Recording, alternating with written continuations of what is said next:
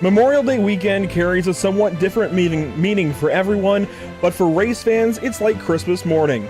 From the affluence of Monaco to the bricks of Indy and the lights of Charlotte, there is no shortage of racing to go around, and we're lucky enough that, thanks to those who have and continue to serve our nation, we can emulate such a great racing weekend on the iRacing.com sim. Welcome to Pitstop TV in the virtual Concord, North Carolina. My name is Andrew Cardinale IV. I've got Zach Murtis alongside, and we are set to go racing for 240 laps. It's a pleasure to join you for continuing coverage of this 2024 Icon Cup Series season. Coverage of this race this evening is brought to you by Whiplash SimCams, ATVO, and CC's Business. Zach, it is good to be here. Charlotte Motor Speedway, always a fun time. And of course, when you're able to do so with the field of drivers we have here, some 31 even, as the number updates. 31 drivers set to go racing for 240 laps here. Not quite the full 600 miles, 60% thereof, but a long race nonetheless, and especially for these guys who are used to running about 200 miles or so, to add in just that extra bit of distance, we're nearly up to a 400-mile race. Hey, we'll still be turning more laps than they turned in the NASCAR Cup Series race last night. Yeah, unfortunately we did have that rain-shortened Coca-Cola 600 yesterday, but of course this kind of modeling what they would have run in that 400-lap event. Here you have a look at the Charlotte Motor Speedway track map as we are at the virtual Charlotte Motor Speedway this evening, and really the big topic the rest of the season is going to be point standings. Forget about the track, it's all about points and where these guys stand coming into these races. After Darlington on Mother's Day a couple of weeks ago, this is how the series looks, and I will say there's one caveat.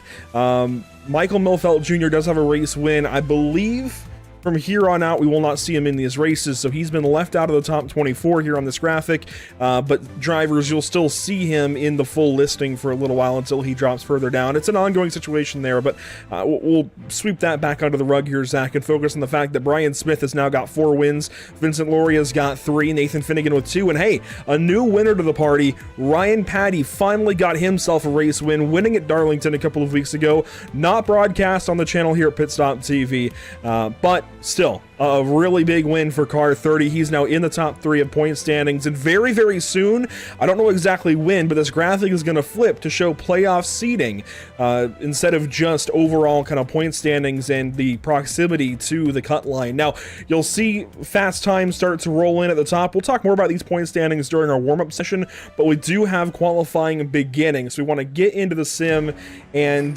get ready to go racing for 240 laps. Of course, qualifying a very, very big deal here, Zach, especially with these 4 stages that are somewhat short. This qualifying session is definitely going to mean something to these guys. You've got to have that track position to start the race off, and you can see already Kyle Purcell has got some speed in qualifying.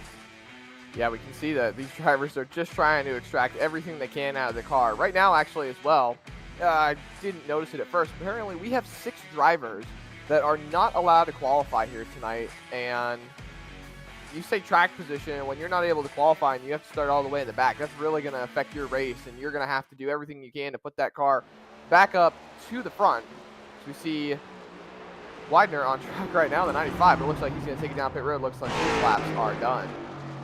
Look at Brian Smith. Like he's cutting it off. And how about most recent race winner, Ryan Patty? He's cooling down after 2 laps of racing, or 2 laps of qualifying, I should say. There's Sean Purcell out of Illinois. And most of these guys that we've seen, they're wrapping their laps up. Here's somebody who's also wrapping his lap up. He's at least on the clock, though. Cameron Thompson, car number 7 across the line, trying to go higher than 24th where he was, and that is a bunch higher. 11th position, nearly a top 10 starting position for car number 7. Cody Neal on track. He's just rolling out. And you know, Zach, there's that long list of DNQs, drivers that cannot qualify.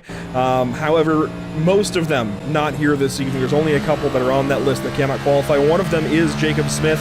He will start from the rear of the field. I think Heath Smith may as well. I'm not sure about Devin Schwartz. I think he'll be allowed to qualify, but he has not yet taken to the racetrack. I say that about Heath Smith, and he just got in the car, so he'll go out for a qualifying run as Cody Neal tags the fence, coming to his first flying lap. Tank slapper, really. If you don't get it just right, you're going to end up tipping it. It's going to send you through the chain. As you see Cody Neal actually taking the higher line to 1 and 2. We've seen that a lot recently with the next-gen cars. They're saying that you can get a lot more speed up on the high line here in Charlotte with the multi-groove racing that it has. There he goes, ripping the wall once again. Let's see what he turns around at the start-finish line. This is also just lap 1 for Cody, so this is kind of the warm-up lap. Build up that speed and go fast on lap 2. So lap 1, a 30.371. That's 26th quick, but right down to that blue and white line, that gold Ford Mustang Dark Horse gonna rip around the bottom and go for it here on lap 2. This will be the money lap. Yeah, this is going to be a really good lap. He put those tires right on the white line. They say there's a lot more grip on the paint as well, so it helps a lot with the cars turning and handling. There you see, back on that blue-white line, coming back to the line, Andrew. What's it going to be? Ah, man. 29.9.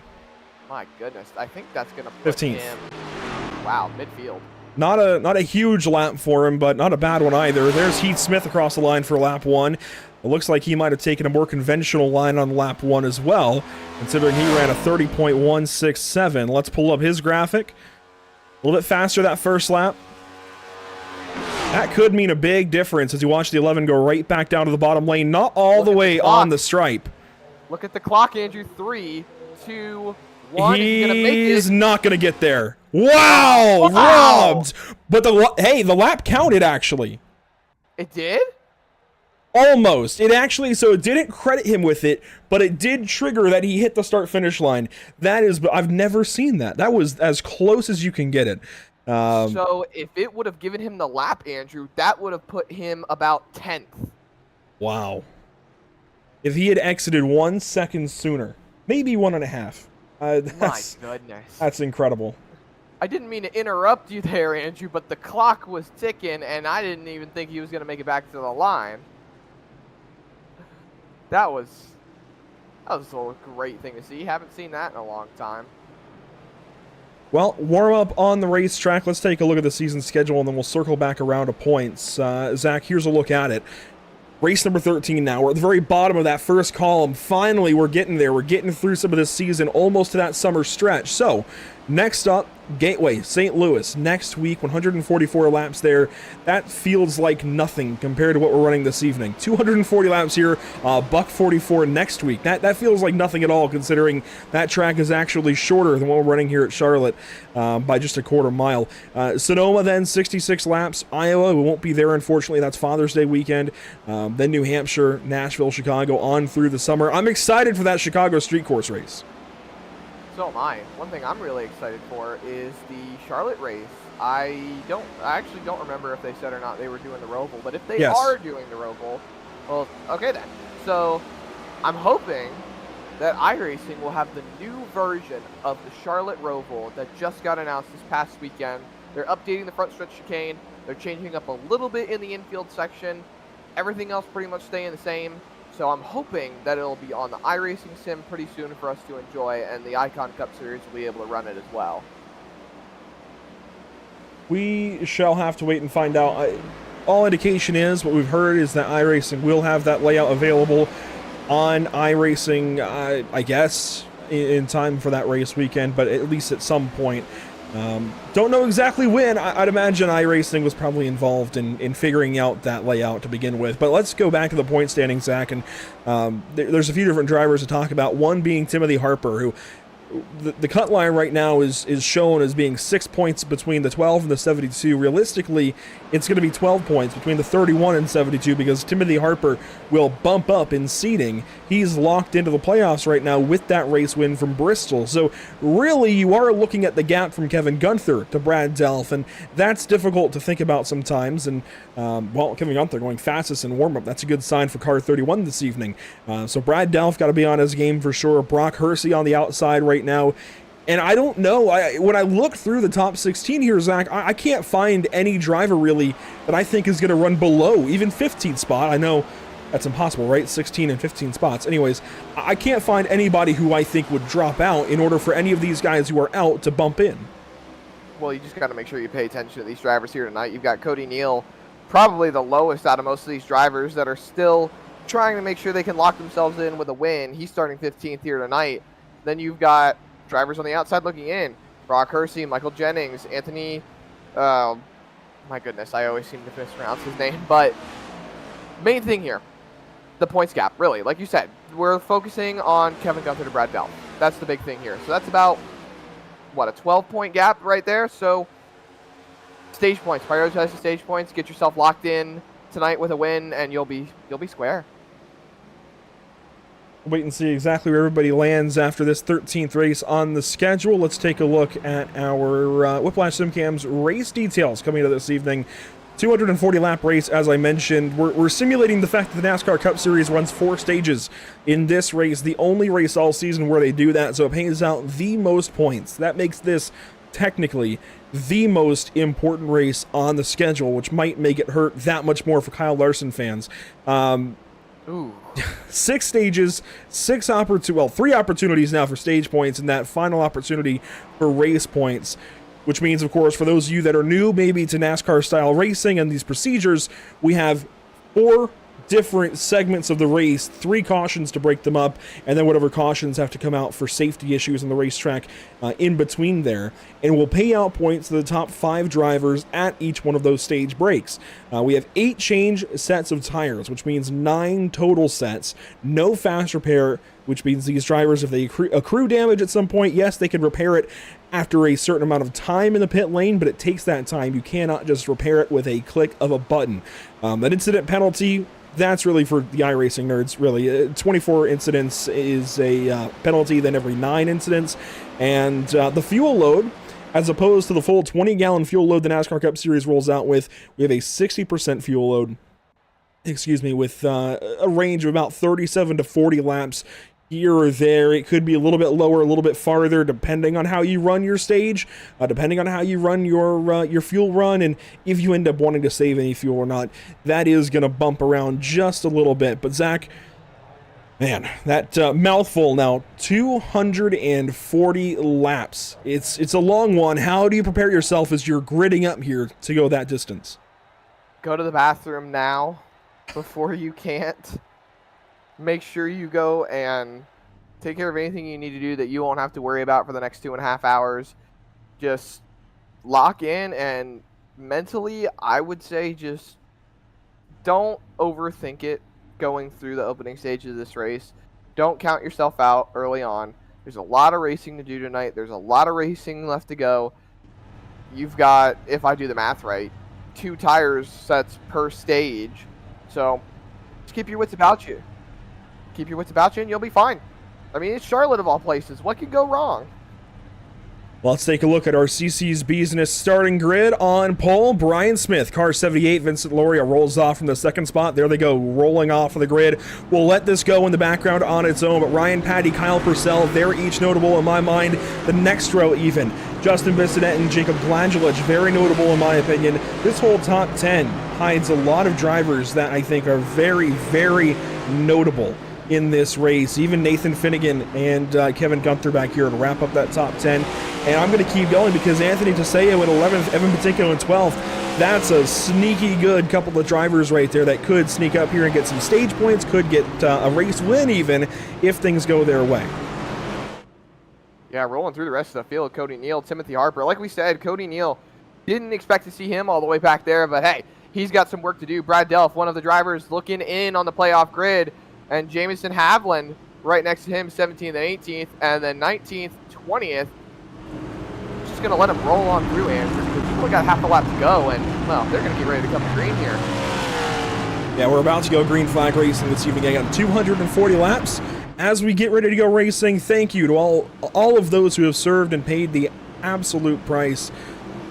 We would not be able to do this on sim racing and have this broadcast taking everything so seriously if not for everybody who serves this country. With that in mind, we're coming to the Geico restart zone. Again, 240 laps. Let's get this race started. Brian Smith on pole, and we are green from Charlotte.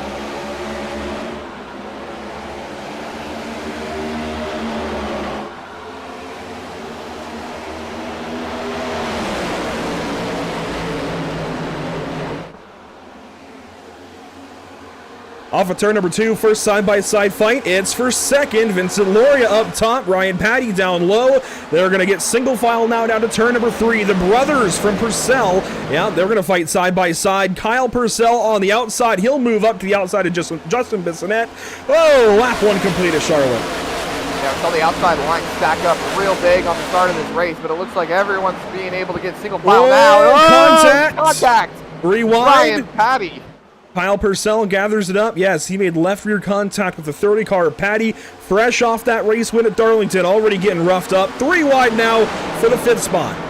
One heck of a save, though, by Ryan Patty. He was able to keep all 4 wheels on the racetrack, as now they're all starting to double up coming off of turn number 4. But look at that line of cars.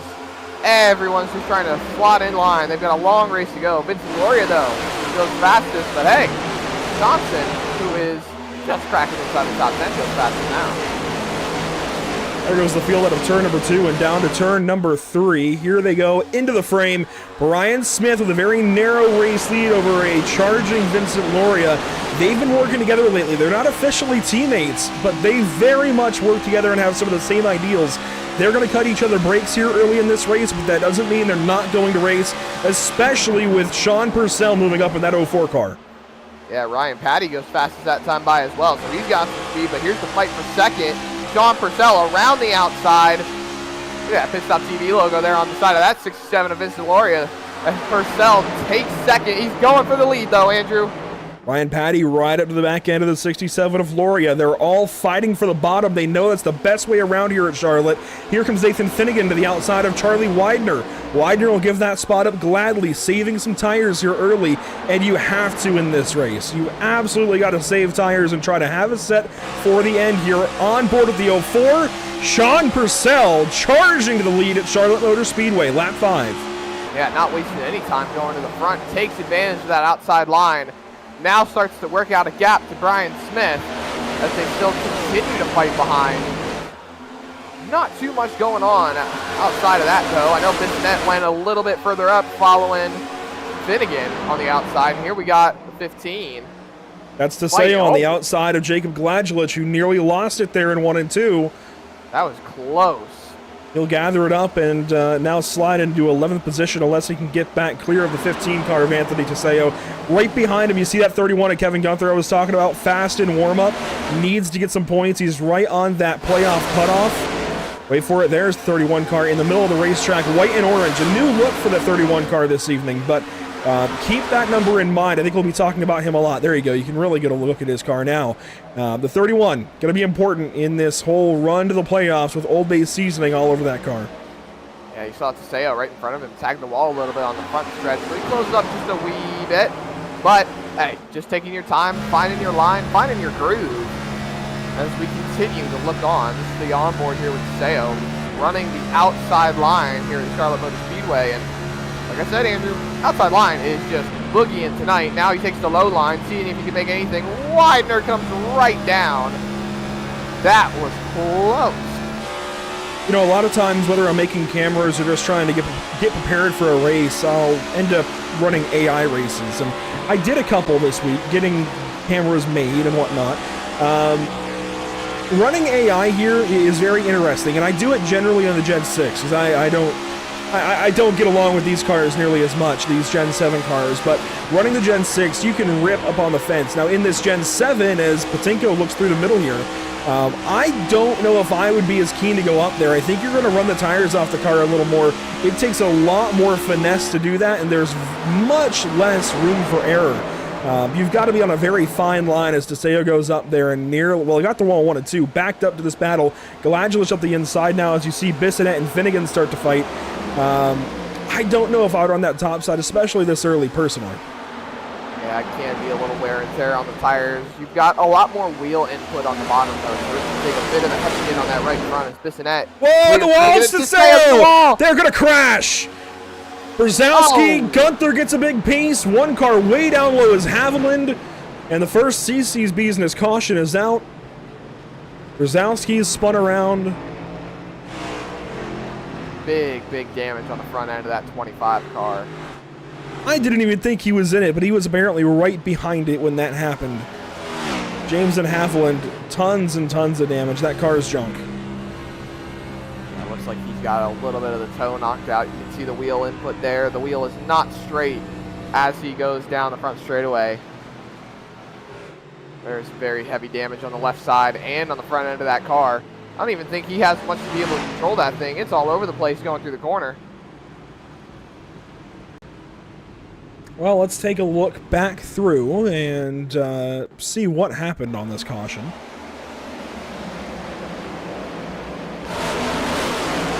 He was right behind it when he started. Hit the inside wall pretty hard. That's where he gets a lot of that toe damage, but you see Brzezowski in there as well.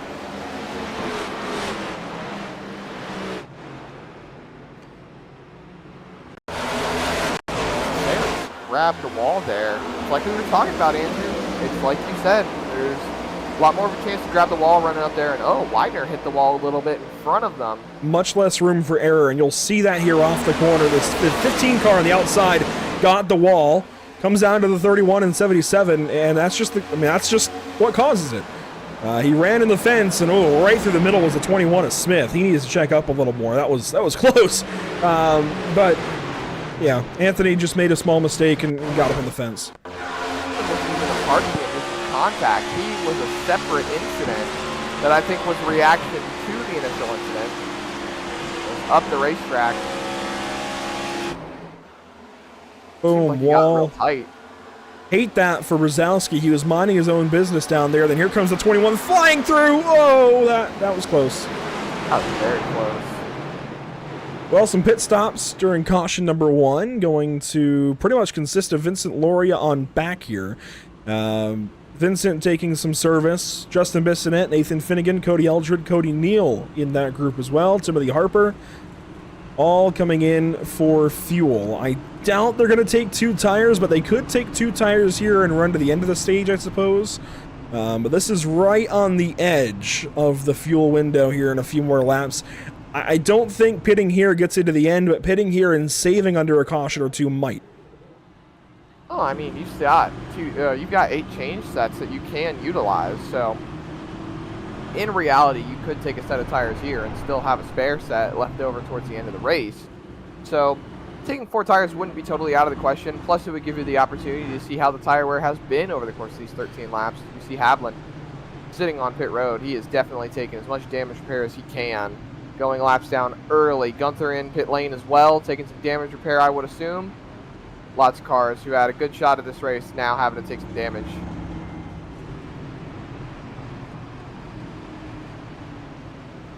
Brian Patty confirming you can't make it from here. It's close. I think in 5 more laps you could maybe make it, but you'd still need to save.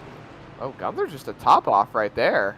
Yeah, very smart considering he's already in the back. May as well come in. It's not going to change where he restarts at this point. Jamison Havlin currently out of the race. He may get back in.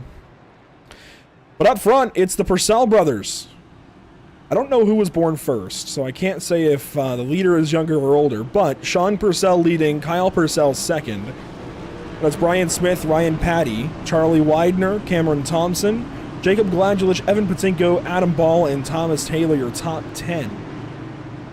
A big nod to our partners with the channel, Whiplash SimCams, ATVO, and CC's Business. And if you're watching, whether you're on Facebook, YouTube, Twitch, Twitter, let us know where you're watching from, who you're polling for this evening, or if maybe you're trying to find your favorite driver still. Here we go into the Geico Restart Zone one more time at America's Home for Racing. Lap 14 about to be underway. Green flag back in the air for the Purcell twins.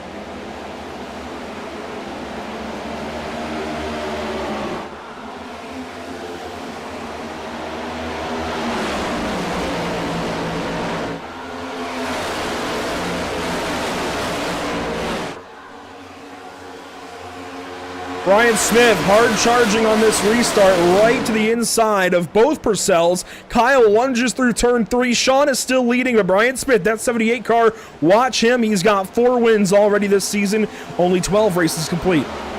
Yeah, I thought Kyle was going to make it 3 wide there for the lead, but he thought better of it, backed out. Now they're still running side by side for second. Clear now of Brian Smith, but don't look now. That 7 car up on the top line, Cameron Thompson, is trying to see if he can poke in and take away some positions here. As the leaders now duke it out, Oh! almost contact between the brothers. Miscommunication there as Thompson hooks the seam. Here he comes, maybe to make it 3 wide. No hold. Tried. He tried, Zach. You could see his brain kind of process where he was going to go as he got closer and closer there. That was close. He definitely thought about making it 3 wide, but that would have been quite the aggressive move for 16 laps in. As now he falls in line behind Sean Purcell. Still fighting side by side for second. Brian Smith looking on. Ryan Patty right behind. Charlie Widener, he's up on the top line trying to see if he can make something work, but nothing just yet. Seeing where everybody can go as they fall in single file. Yeah, Widener got poked to the top side there by down low Patinko. Evan Patinko went down to the bottom side into turn 3. And, oh, Thompson crowded to the wall nearly. That was close. And here comes Brian Smith, 3 wide. All the way to the bottom, Brian Smith takes advantage of the situation. Able to capitalize. Can he hang on? No, not clear. Kyle Purcell still trying to hang on. Not clear yet. Give him a minute. I think here through 1 and 2, well, the top side wins out again. But I think they're going to burn their stuff up. Give them about lap 30, and I think we're going to see a shift in who's fast and who's not. We just might. As the tires wear out, seeing how everyone saves their stuff. Charlie Widener still up on the outside line, side by side with Patty now. Very close, coming off turn number 4.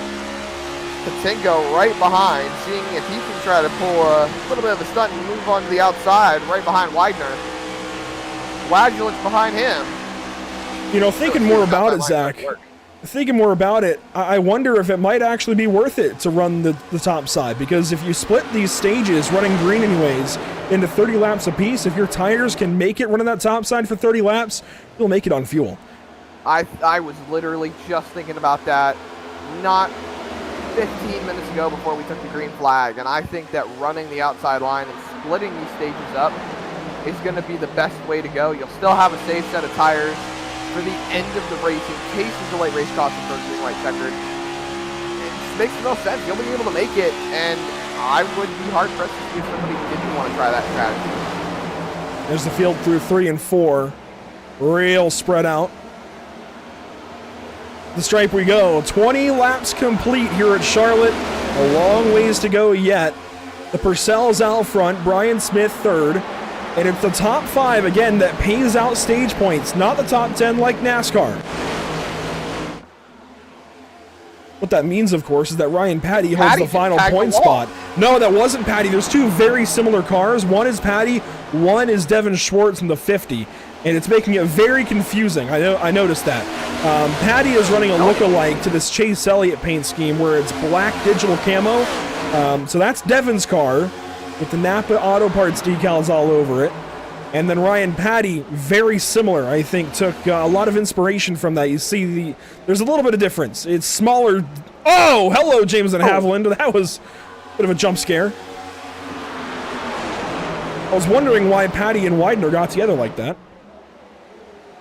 That was a little scary. Yeah, so the slow car, Haviland, out of the pit lane finally, getting lapped by these guys. He's, of course, well off pace after that crash. Not to mention 10 laps down. But there's a reason to go back out there. You can get a whole bunch of points by staying in this race and outlasting others that have issues. So that attrition factor, always something to watch as here we go. Tires starting to fall off for the 01 car of Kyle Purcell. All of these guys who've run the bottom, they're starting to move up. Oh, in the wall hard, the 01. Yeah, he really rode that wall through the front stretch out of 4. Oh, Charlie Widener in the wall as well. Yeah, Kyle Purcell just damaged that car pretty good. Sean Purcell now under fire. Ryan Patty to the front.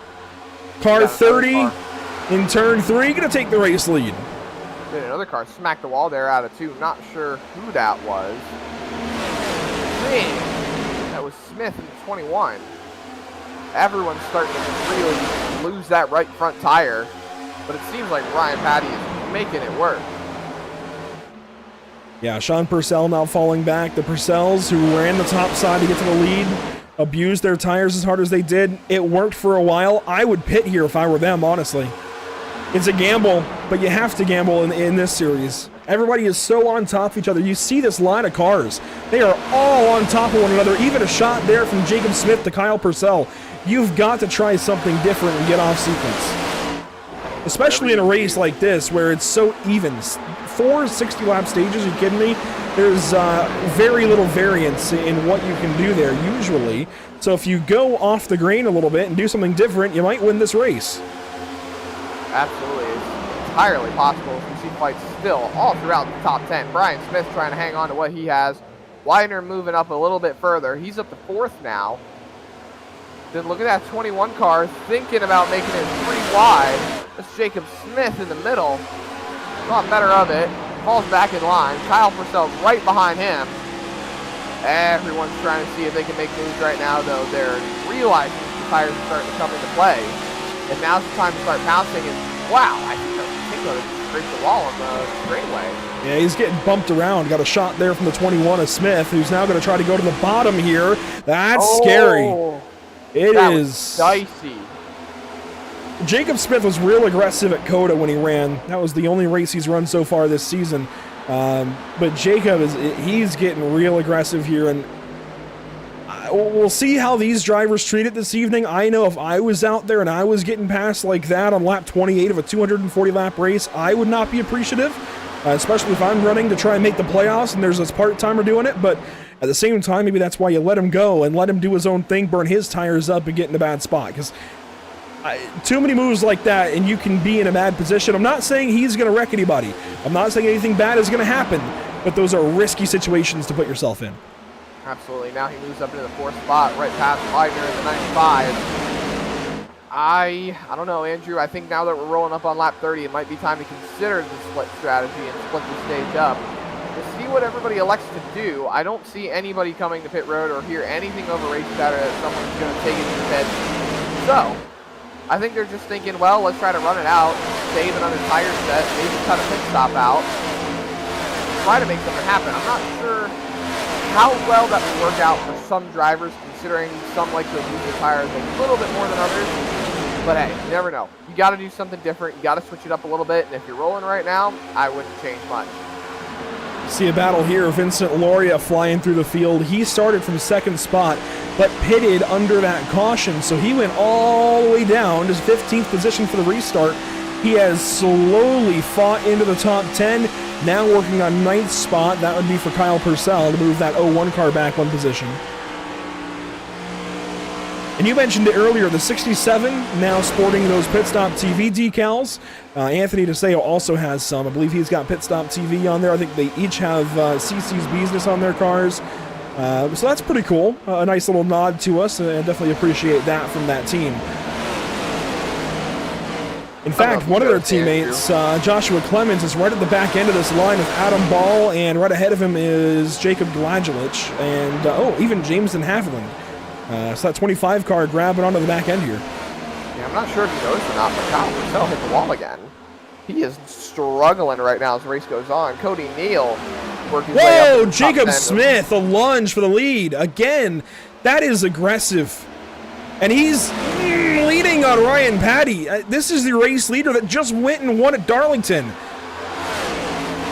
They're not holding anything back right now. 33 laps in. I would love to hear voice chat right now. Caution on the speedway. Kyle Purcell, 01 car. And he's done. Oh, we just talked about how much he was struggling, and it looks like he's done. He did not sound happy over the radio either. Looks like this might be a big one. Car 01, 3 wide here at a turn 4. Oh, yeah, what was the lap car doing? I don't think Gladulich completely realized that they were 3 wide, and that was some heavy, heavy contact. We see Bissonette rolling through the grass as well. 4 cars involved in this one, but it seems like the 01 is the only driver that's going to take the brunt of the impact. Watch Haviland here. I don't know where he's planning to go. You're just going to get in a 3rd crash or 2nd crash on the evening. I get, you're 10 laps down. I get you have tires, but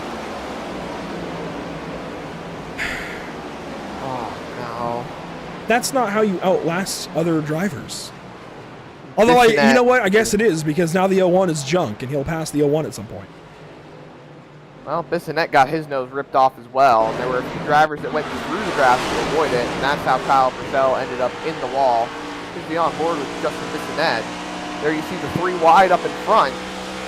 Yeah, Glad George comes up the racetrack not even realizing the 3 wide is going on, but again, I share your sentiment with the lap cars trying to force his way around him. Well, then he poked back to try and go 3 wide on them as they're crashing. You know what? I respect the craft, but those aren't decisions I personally would have made. But we've got pit stops. Most of the field in right now. Ryan Patty being joined by literally everybody else. Yeah, it seems like the split the stage. And there goes Cody Neal. Yeah, Cody Neal was actually being pretty impressive, getting back up to the front. And now he's going to restart with the lead from what it looks like. Everyone deciding that splitting the stage might be the way to go here. Oh. No tires from the 4. This is his second stop, so I wonder if he took tires earlier. But no tires there for the 4 car. Ryan Smith, also a short stop, only 8 seconds. I believe that that was either fuel only or fuel and 2 tires. Jacob Smith, 4 tires and fuel, and everybody else should be 4 tires and fuel as well, including Jason Burdick. His time not loading. I wonder if he got out of the car briefly. That would stop that time from loading.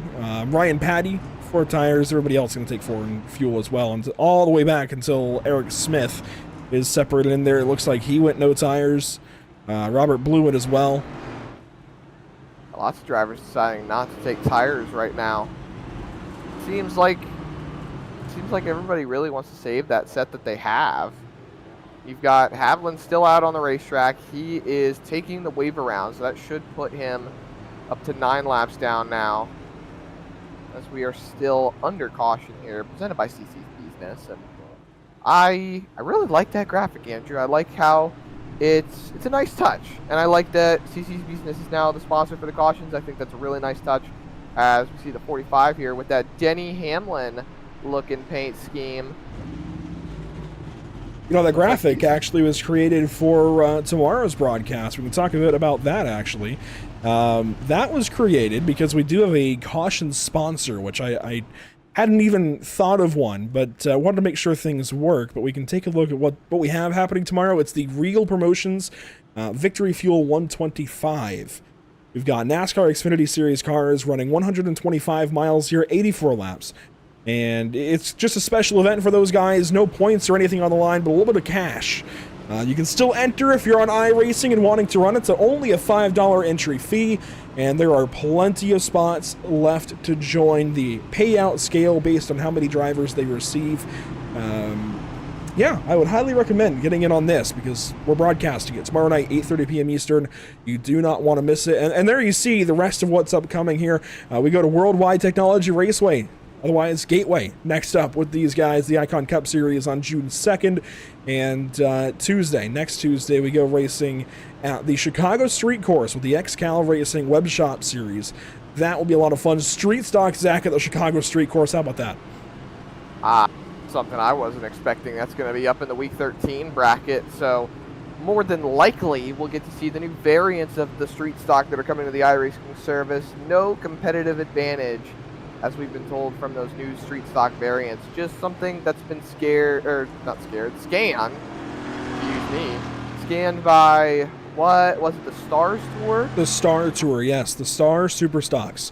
Boo Carlisle runs that series, and they've taken it to Lonesome Pine Motorsports Park. They've taken it to Tri-County Speedway in Hudson, North Carolina this past weekend. They've taken that series all over with different tours. They've taken it to, they went to Lonesome Pine with the Southeast Super Truck Tour, which is the series that I produce and commentate in, and we're actually going back to Lonesome Pine this weekend with Pit Road TV. They also tour around with the ZMAX Cars Tour and some other different regional tours, and a little bit on their own, I believe. So you can look into the Star Tour and see those cars that we're getting in a week or so race in real life if they race somewhere near you. They go to a lot of racetracks, but Zach, we're nearing lap 40 And that'll be 20 to go here in stage 1. So we're getting right down to the nitty-gritty of paying out points for the first time tonight. Again, stage 1, 60 laps, and don't worry, the rest of the stages also 60 laps. Easy to remember. 4 60-lap stages, kind of like 4 quarters in a football game. Waiting on the Geico restart zone. Lap 38. Let's get it started. Cody Neal with the green flag. We're back green at Charlotte. A crash in the back. Hang on. They really checked up, and they will get going. They nearly crashed in the back.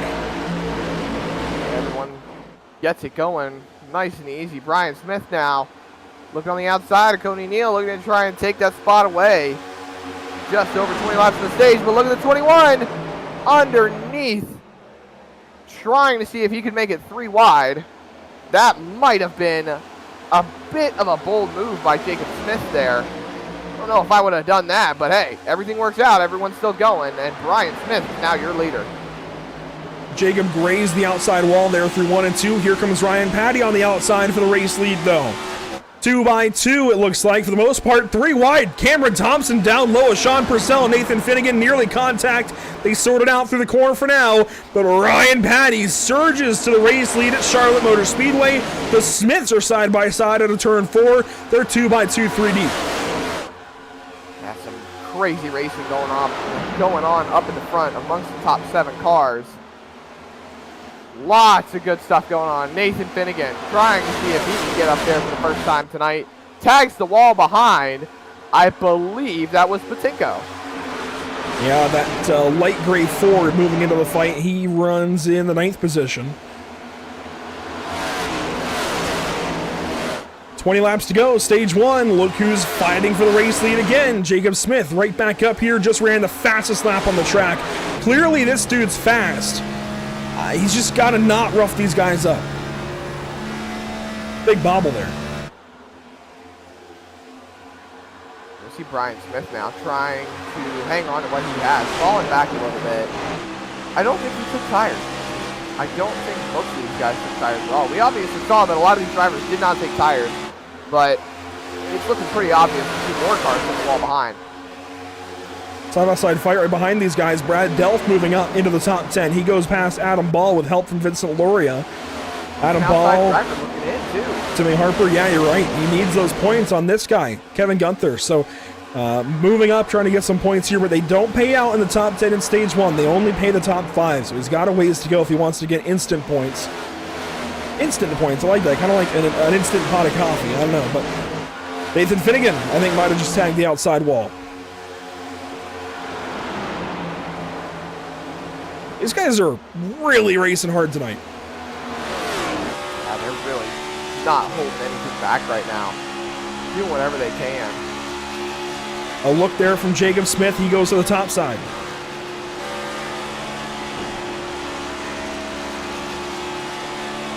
Gets a run right here. Barely touches the wall. Now he's going to pull up side by side with Ryan Patty, going for the lead once again as we get closer and closer to the end of the stage. You see him side by side for 3rd as well. That's Sean Purcell down low in the green car. Cameron Thompson up top of the black car. And Jacob Smith with a tag to the outside wall will take over the race lead on lap 44. Ryan Patty, I think, just going to save his stuff maybe. Oh, he charged there through the center of the corner and pushes up on exit. So lead change. 16 laps to go now in stage number 1, and here comes that 7 car. A lot of drivers trying to make their way up to the front tonight. Smith, Thompson, Finnegan, Patinko, Delft. Hey, even Adam Ball is up inside the top 10 now. Everyone's just starting to swap around as we get closer and closer to the end of the stage. 15 laps to go until the stage end. Finnegan, the driver who has the last position for stage points, but Charlie Widener says, I'm not giving it up without a fight. I'm going to come get those stage points from you. Purcell looking good up top. A shorter run here means that top side might actually pay dividends right now. And here comes the 95 car. He was looking around, but doesn't find an opening there. So Charlie Widener is trying to get up there and get into 5th position and try to take away a stage point. Stage points do count towards these drivers' championship total. If you win the stage, you get a playoff point. That counts towards your playoff starting total. When the playoffs begin, you can take all those points you accrued and use those to your advantage going into each round of the playoffs subsequently from there.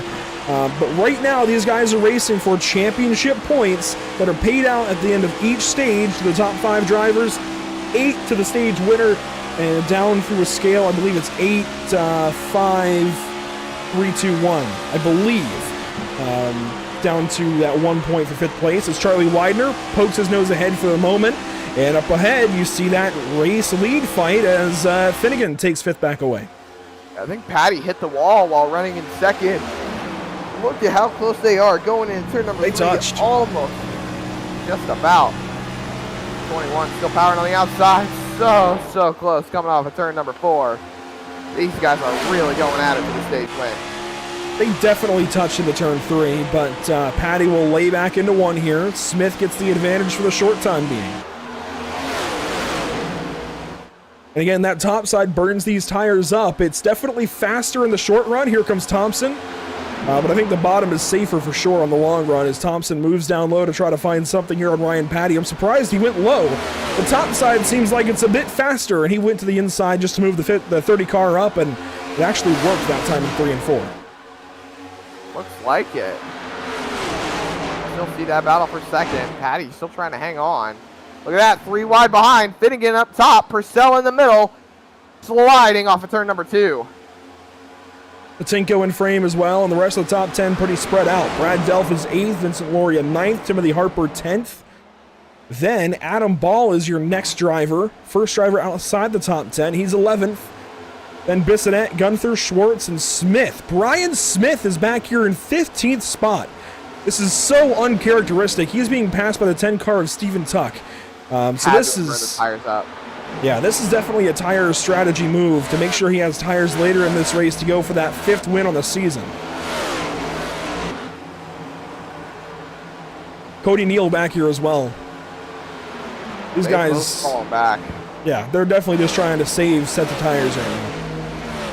Which leads me to believe that if you want stage points, you just got to take tires. If you want the race win right now, say set. Well, I think the only thing that these drivers need to be concerned with is not going a lap down as we get closer to the end of the stage. Only about 9 laps until the end of the stage. Havlin, first car 1 lap down. He's 9 laps down, so he should get another wave around here when the caution comes out. But battle up front still. Purcell on the outside of Thompson. That is the last stage point there. It looks like Patinko and Widener are still trying to fight to see who can get it. Helmet camera here for Charlie Widener. See if he's able to move up and grab a spot away. That would be for 1 point. And that 1 point doesn't sound like much, but right now, that's all that separates Widener and Patty in the overall points championship is that 1 marker. And it could come down to that in the final round of the playoffs. We're running 3 races, not just 1. Win and you get it. No, 3 races to settle that final round of the playoffs as Patinko goes down low and makes a pass. And now Purcell get a jam up the 95 car. He hit the wall. The 95 looked middle, couldn't find a gap, and he falls back now to 7th spot. Lots of good racing going on tonight. That's why I love Charlotte. And Patty to the point. Back in front of Jacob Smith now, but look at Finnegan. Finnegan's worked his way up into that top 2, and he's going to try to go for this stage win. Jacob Smith right up to the outside wall there through 1 and 2. He is falling back right now. I'm surprised he's falling back as quickly as he did. I thought he would have a little more life up there. Look at how close he is to the wall that time. Actually, this is from Finnegan. Smith here, though. See if his camera is a little better. Here we go. Right up on the wall out of the corner. So close. 5 laps to go now. In the stage, on board with Jacob Smith. I do love this camera, by the way. It's very reminiscent of the camera that Fox Sports uses with the rear end. It's pretty much the same exact camera angle that you get to see on the NASCAR Cup Series cars up in the Fox Sports booth. You wonder where we got the inspiration. You wonder. But now we're rolling up as getting closer to the end of the stage now. I keep saying that, but look at here. Anthony Tiseo. He's looking like he could go a lot down, which could hurt 25's chances of getting in a wave around. He's going to go a lap down as, whoa, Smith right up in front of Nathan Finnegan. Finnegan's not going to take kindly to that. Not going to take kindly to that whatsoever. The University of Rhode Island driver blinking a little bit. That might have been part of it. Smith might not have known he was there. To be fair to Jacob there. That's tough when you have a driver blinking out. And that, for those who are new, pretty much just signifies that he's got an unstable internet connection for whatever reason, whether it's the computer lagging or the internet connection itself having issues. That's just some kind of issue with the internet connection. As a block there from Batinko all the way down low to the 67 of Loria. Checks these drivers up a little bit. Loria driven from 15th all the way back into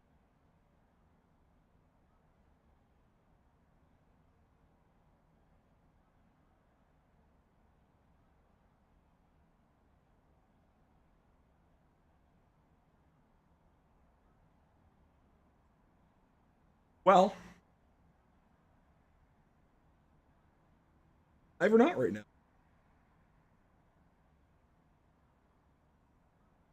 Zach, do you have a copy? Yeah. To be honest with you, I don't know if we're live or not. We're going to find out in a second when I get a comment or not.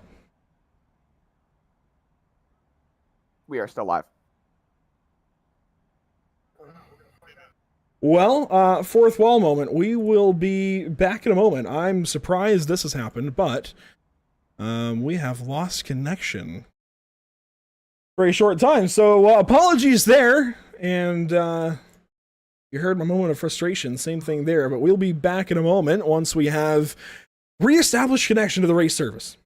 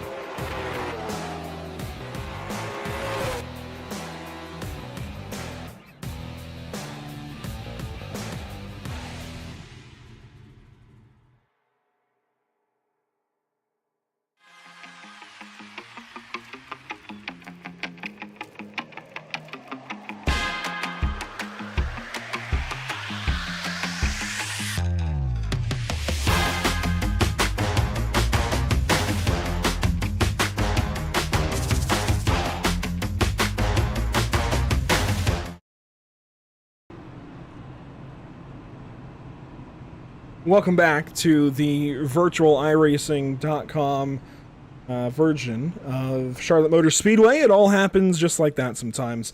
We don't know exactly who won the stage. I believe it was Ryan Patty. We'll talk to him later if that's the case. But in the meantime, since we're loading back into the service, we can go ahead and talk to this driver who's out a little bit early. Kyle Purcell, problems there in stage 1. How can you describe it? Just people forgetting it's a long race. You know, we were 3 wide. Car that made it 3 wide decided to come out of the corner anyway. Got us all out of control, and then somebody else decided they didn't have a brake pedal and turned us headfirst into a wall. So we'll see if other people wreck out. I might turn some laps just to gain a couple spots, but definitely gonna hurt us in the standings to have unfortunately other people's messes. That's why I drove to the front. Why Sean and I both drove to the front, even though it cost us tires. We want to be out of other people's mess, and got caught up in their mess anyway, so bad luck. Frustrating, surely. How do you rebound from that as you talk about trying to find a good run next week at Gateway and so on and so forth into the summer where there's so many unique tracks that are so challenging? Gateway's one of my better tracks. I won it somewhere else on Tuesday, so don't expect to win it here, but hopefully I can at least get some clean air on my car and not be side by side with people too much. It'll probably cut down other people hurting me. So just try to get away from the people that are causing messes. I've got them marked on my screen, and they'll have trouble passing me, and I will hopefully not have to see them. Well, hopefully things go better for you at Gateway. Hopefully we're talking to you for some better reasons. Appreciate it. Kyle Purcell out of this race in stage number 1. Stage number 2 comes to a close, and again, it looks like as the timer counts down, that's going to change here once we go back green flag racing, but it looks like Ryan Patty likely won the stage. We'll have confirmation on that here soon enough, but for the time being, Ryan Patty is actually going to lead us to this next green flag. Jacob Smith will line up second on the inside after Ryan chooses the top for the restart. Then it'll be Vincent Loria, Nathan Finnegan, Cameron Thompson, Evan Patinko, so on and so forth through the front of this order. Welcome back, though. I know that was not how we wanted things to go at the end of the stage, but we have more racing to go. Waiting on the green flag, Ryan Patty. Believe that's the stage 1 winner in control. Green flag is back out at Charlotte.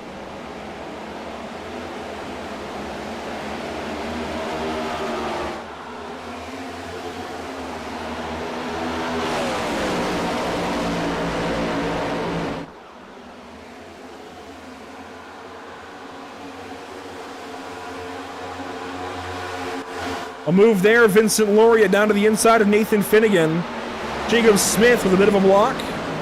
That's racing. These guys trying to find something here to begin stage number 2. 60 laps the distance, just like stage 1.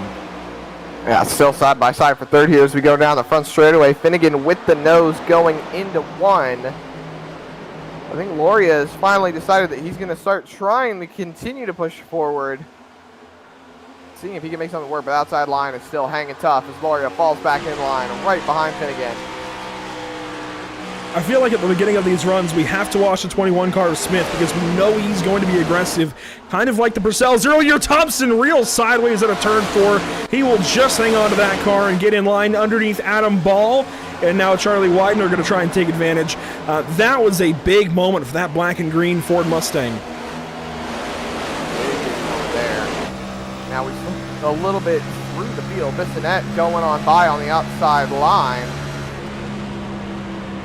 Hopefully he continues to move forward. He had that little incident earlier on. Didn't exactly work out in his favor, but now he's starting to charge through the field a little bit better. As the driver who did get involved in an incident with him, Pavlin, he is more so out of this race, now 15 laps down. A new look there for driver number 12. Pairing up with Premier Racing setups, it looks like, and good deal there for him. New paint scheme, still on that Ford Mustang. A big new look for Tim Harper. I know he's been looking around for partners and sponsors, so it's good to see him finding somebody there. And in the middle of all this here in stage number 2, he is sliding back just a little bit since the restart, as Jacob Smith has taken over. Yeah, Yeah, but don't look too far back. I think Ryan Patty will still be able to hang on and keep that car in a good spot. 3 wide behind. Brian Smith tagged the wall back there just out of frame. Now they're back single file. That was a very, very close call for Brian Smith. Oh, close call there. Somebody on the outside of Bisson. I think that was Widener got into him. Adam Ball up here in the 8th spot. Nathan Finnegan having some connection issues. I get the feeling, Nathan. I really do. But Adam Ball trying to hang on. Connection issues aplenty tonight. Unfortunately. And it was very brief, but it was just long enough for us to drop out of the session, of course. Oh, blocked there from Jacob Smith. Brian Patty swerves to the top side. And so Jacob Smith with that PT next to his name on the ticker. He is a part-time driver. This, I believe, only his 2nd race of the season. The rest of these guys around him are racing for the full length of the season, racing for a championship. So when he makes those aggressive moves, those full-timers are not going to take as kindly to that as if it was a full-time driver. It's something to keep in mind as far as the dynamic of these drivers racing together as this race goes on. But it seems like these guys are getting a little more aggressive back as Brian Patty pulls away from the 21 car for the time being.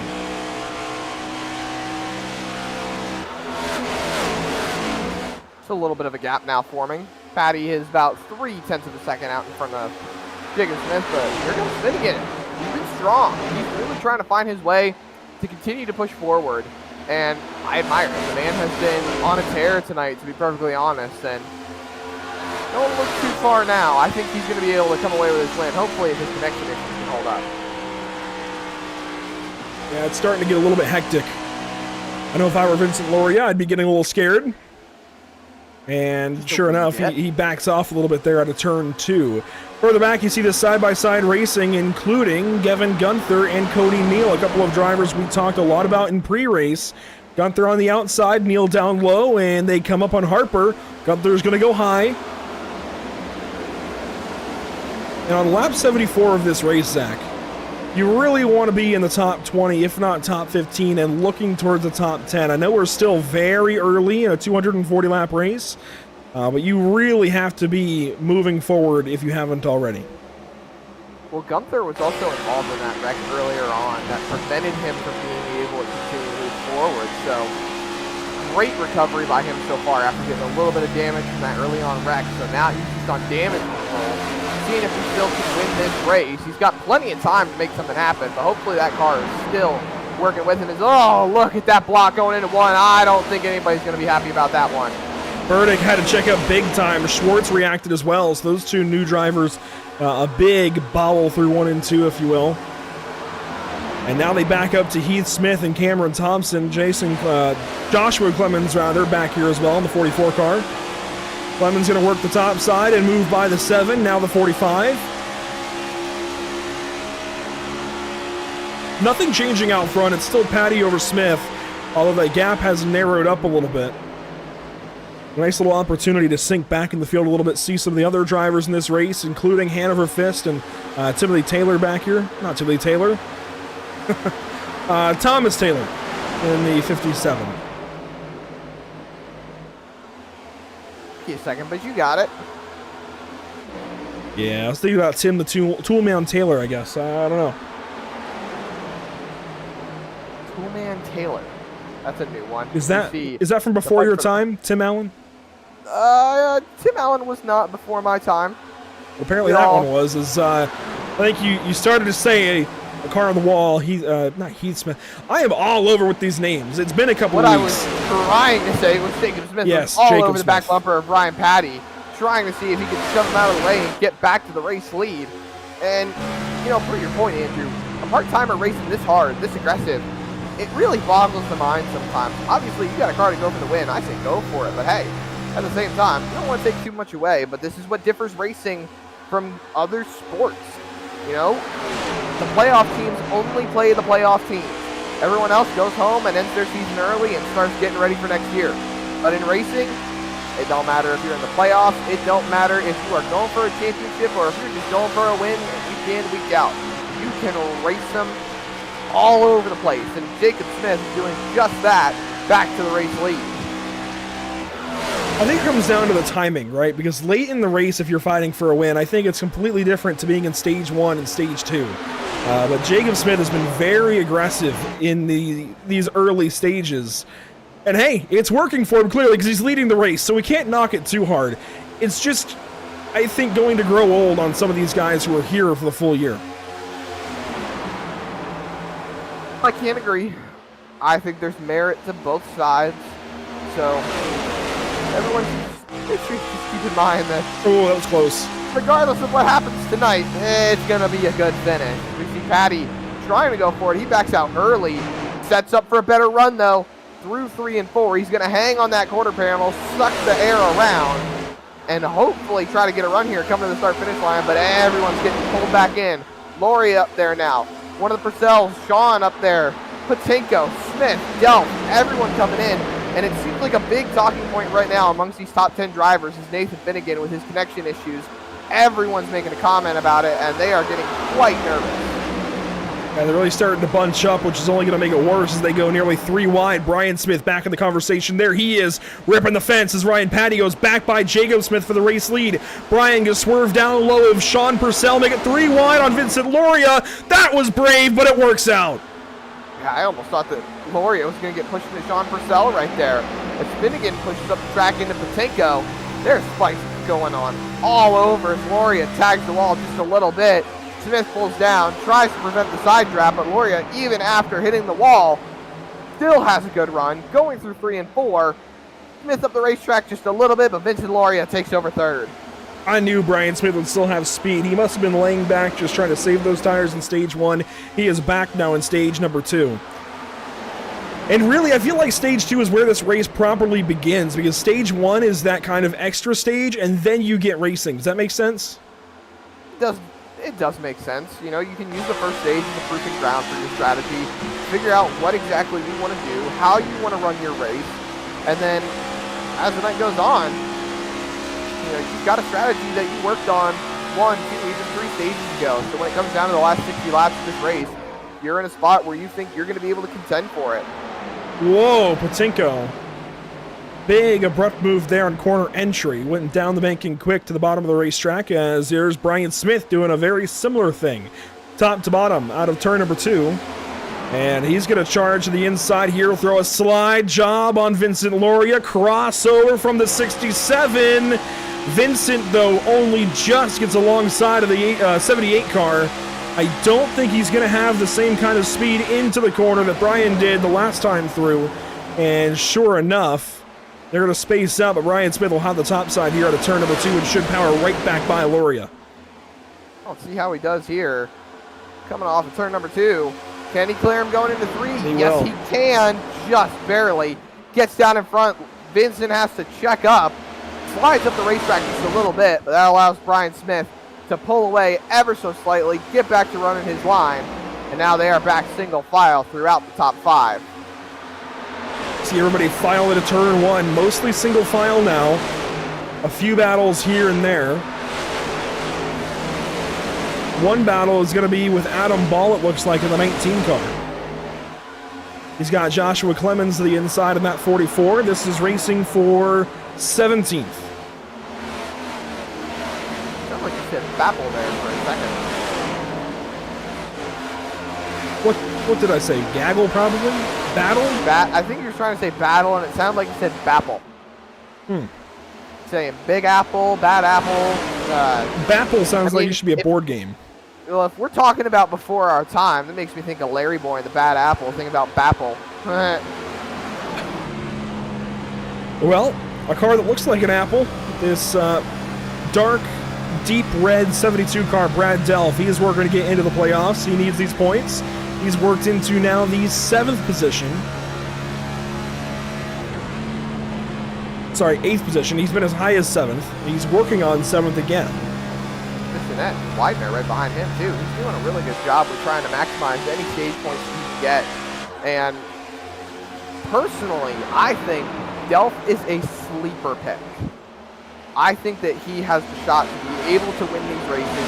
He's been in contention so many times. hopefully at some point he's going to be able to lock it down. Finnegan moves to the inside of Sean Purcell to take that spot away. Brian Smith now up to second. There's Sliding so much going up. all over the place. Jacob Smith, tags the back end of the 78 car. And he's not letting go of that run either. That was real hairy out of turn 2. He's going to go back to the wall here in 3 and 4. Very, very close right there.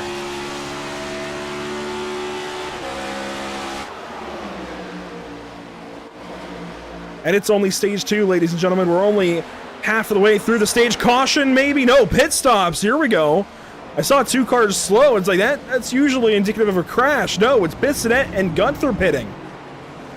They're right at halfway. The stage. Yes, They're they are. splitting it. The strategy works.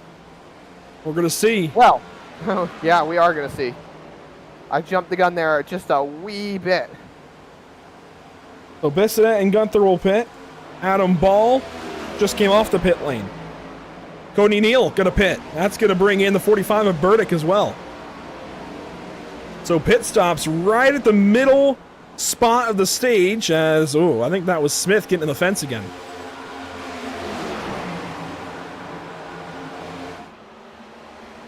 Let's see, any takers here this time around? None from the lead group as Patty looked like he hit Finnegan, the ball right there. Purcell, here comes Clemens. Anybody else looking from the pit TV cam? No, nobody just yet. Nobody that I've noticed anyway. Schwartz, I think, just got the fence, but The thing that throws me off about the pit cam is the Sunoco sign, because it's so close to the camera that it's wide enough that it's covering such a portion of the track. They roll into the Sunoco sign at full speed, and then they start slowing down. So you can't really tell, for the most part, who's coming to pit road half the time. no takers that time around. I think we've seen our split of who's going to pit it halfway and who isn't. Adam Ball was the first one down. Where does he get to? He is running, let's see, 26th position. How many laps down, though? 1. And so the top driver that chose this strategy is leaving the pit lane now. It's Nathan Finnegan. He's going to merge on the back straightaway with Sean Purcell there as well. Here comes Bissonette to go by. He got an extra lap in on those fresh tires to move up to the 04 car. So they're in turn 3 now, exiting turn 4. Let's see. They'll get to the line now. A lap down. Patty's in the backstretch, so a lap and a half behind the race leader. Hanover Fist just said that he's going to take it to pit road. Wait. Excuse me. Hanover Fist is not in this race. He is spotting for somebody. So that threw me off there for a second. He's in the race. Right here. Oh my goodness. I completely missing everything right now. I'm getting tongue-tied just like you. Although, maybe in a different manner. But Hanover Fist down onto the pit lane. And Schwartz. he's bringing Schwartz with him as they continue to fight on the racetrack. So the strategy, I think everybody's starting to take advantage Here's of the the leader. strategy. Nico just called out that he's pitting. Patty's pitting. This feels late, though. You would have had to pit already, I feel like. Matenko going to come in. Right there out of Patty. Did he speed on pit road? No black flags. It should trigger at the line here, right there. If he Black got flag, one. Devin Schwartz. Oh. As he's leaving the pit lane right in front of Ryan Patty. Patty going to come into his box and pit. Patinko in as well. Let's see, Brian Smith coming around turn 4. He's going to pit. That's going to leave Vincent Loria on the racetrack. Going to bring in Jacob Smith in the 21 car. And this is right at the end. So those guys pitted about 8 laps early to pit right halfway, right halfway in the stage, 30 laps complete. These guys can go to about lap 40 in the stage, right around there. That's where the window is kind of set at. So Brian Smith coming in right now makes a lot of sense. He's right before the end of that fuel run. And we should see others like, Vincent Loria coming to pit this time. Just watching the ticker right now to see if anybody gets a black flag. Loria gets it wound up. You see Schwartz there coming in to take his penalty. I believe that's going to be a hold for Schwartz as he's just now parking it into his box. Look at Harper and Delphin Widener still on track. And what's something that I just saw while looking through the field as Caution on the speedway. Never mind. Oh, wow, it's off the Jacob two. Smith. Oh, no! And he's been absolutely clobbered by the 99. He's up in the air, flipping. Jacob Smith is out of this race. And who is that with him? That was Patinko.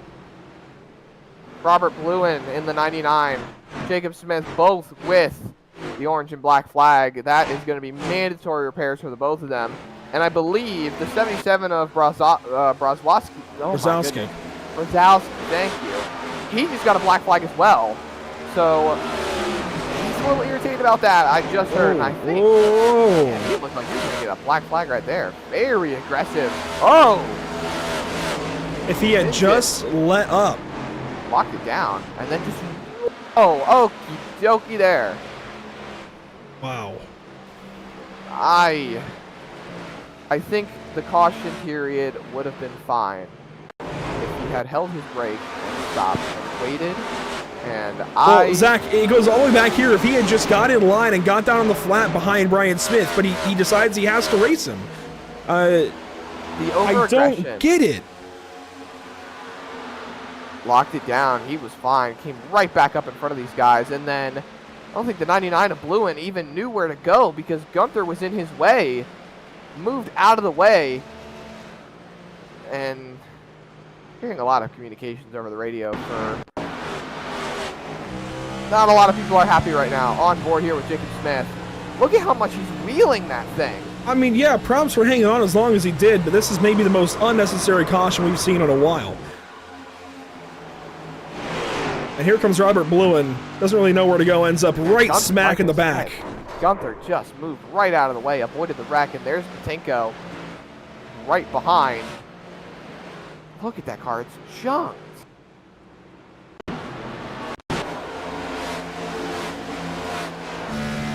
I don't know. Here's Patinko.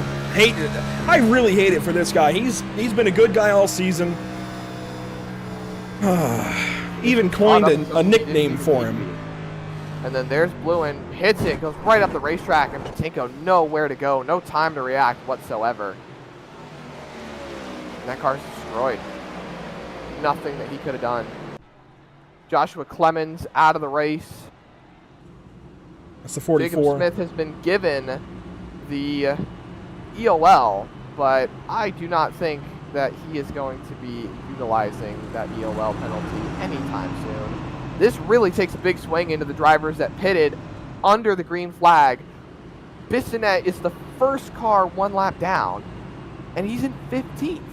The top 14 cars on the racetrack were on the lead lap, but it looks like everyone's going to be taking wave rounds right now. You can see on the ticker all the drivers getting back on the lead lap. The first car one lap down now is Brzozowski in 23rd.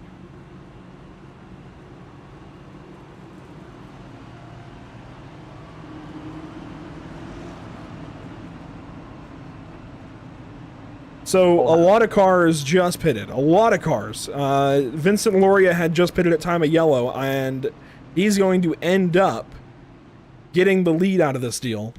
Timothy Harper is going to leave the pit lane first. He's going to line up second.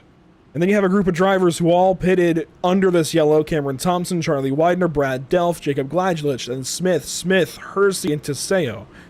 The first car that pitted under green that's going to line up is going to be Cody Neal. I believe he was our lucky dog, based on that information. Cody Eldred is the first car behind the pace car. So then he's 13th. So Eldred, through Finnegan, Bissonette, all these guys, back through Hanover Fist, are going to get the wave around, I believe, this time around. We should get the wave by. And they will line back up with the field. The first lap car will be Nathan Brzozowski in the pit lane. There he is. Then Steven Tuck will be one lap down, and he will actually get the wave around to stay one lap down. Did that make sense? I hope so. Oh, believe so.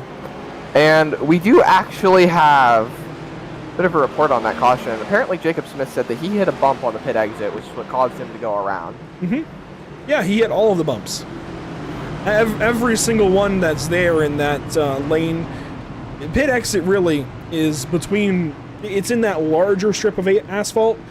The very bottom strip and very top strip are very bumpy. That middle strip is where you're really meant to leave the pit lane. So he absolutely did hit all of those bumps. And if he had checked up a half second and got in behind the 78 car, I guarantee you he would not have spun. We would still be green flag racing, and he'd be racing for the race lead.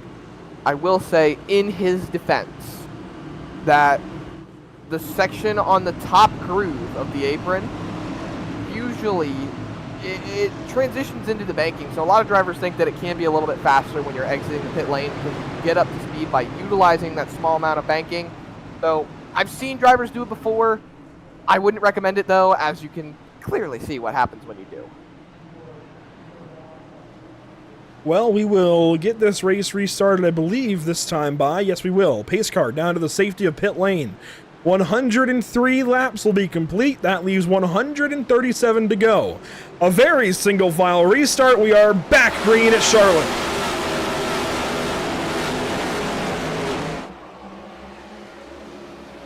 And the race is on behind everybody named Vincent Loria. Loria with a huge jump on that restart.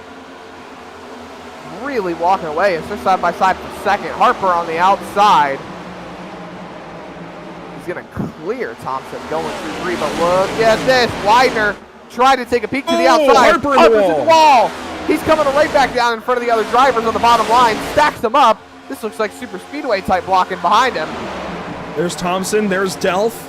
Widener in this. He's going to go three wide up top. And Harper's going to push nearly into him. He might have got him. Yeah, I think there was a little bit of contact there through turn two. Widener makes it work. Doesn't really hang on to it as Thompson's going to take advantage. But the outside continues to roll. Widener now with another run, bringing Delph with him. And Harper is just dropping like a rock. So looking at pit times, Harper took 2 tires or no tires. Neal, it looks like, took 2 tires. Whoa! Thompson into the 11 car at Heath Smith. That was close. And this is on board of Cody Neal, who is in 8th. Now 7th.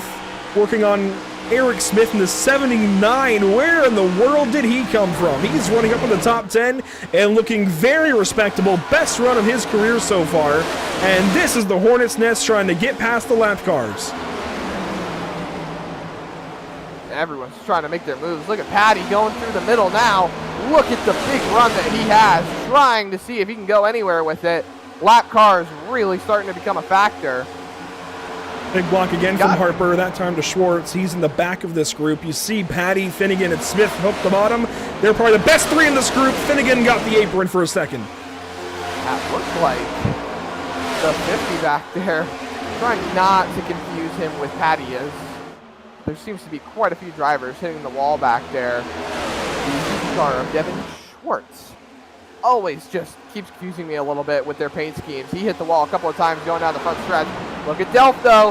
He's going to the bottom, trying to see if he can find a way around Widener. Vincent Loria also on old tires, so these drivers have gone on by. This is Widener, Delph, Gladulich, now Heath Smith and Cody Neal have passed that 67 car. Even Eric Smith has. Up front, it's Brad Delph now powering to the race lead. Lap 109, and Gladulich, Drift King, drifts it off of turn 2. What a save! That what logo, an absolute monster of a save. That logo has never been more fitting. Absolutely. He's going to like that. He's been very resistant to keep that logo in front of the number on this car, and it's getting put to good use this evening. That was a monster save out of turn 2. Here comes Widener back up on the 72 car. He's got a run coming off of turn number 2. Does he go anywhere with it? No. Too far back going into 3. But it seems like Widener's very, very comfortable on that outside line. But Delph is really hooking that low line as we've only got 10 to go in the stage. Look at the run that Widener has. And one driver that we haven't seen up here all day, Heath Smith, as Patty goes purple. Ryan Patty setting the fastest lap of the race. He runs back there now in the 7th spot. He's catching these drivers. Widener, Delph, Smith, Gladulich, and Neal currently hold the stage points. Ryan Patty, though, moving up. He gets by Eric Smith, and he's looking at those stage points right behind Cody Neal now. That 4 car holding 1 stage point as they run. He's trying to get ahead of the 14. Absolutely, and we think moving forward, nobody that is in the playoff window from what I've seen has gotten stage points tonight. Brad Delph, if he wins this stage, would only be 4 points out of the playoffs if I've done my math correctly, and I think that I have. And by playoff window, you mean the bubble? Yes, the bubble. Yeah, because of course Ryan Patty and others got stage points in stage 1. They just aren't in the bubble. They're already well and good into the playoffs right now as Cody Neal fights back in the middle, nearly 3 wide. Big block here from Widener, all the way down to the bottom of the racetrack, blocking Brad Delph. This would be a big, big stage win for the 72 car if he can get it. Same for Widener, though. He is the best driver by point standings without a win. That was close to the turn 4, a little bit of contact, maybe. I think Delph heard me talking from the booth saying that he needs to go and he wants to win this stage. He knows that he can put himself in contention to get a better standing moving into the playoffs, and he's got even another stage after this that he can still earn an amount of points to put him in.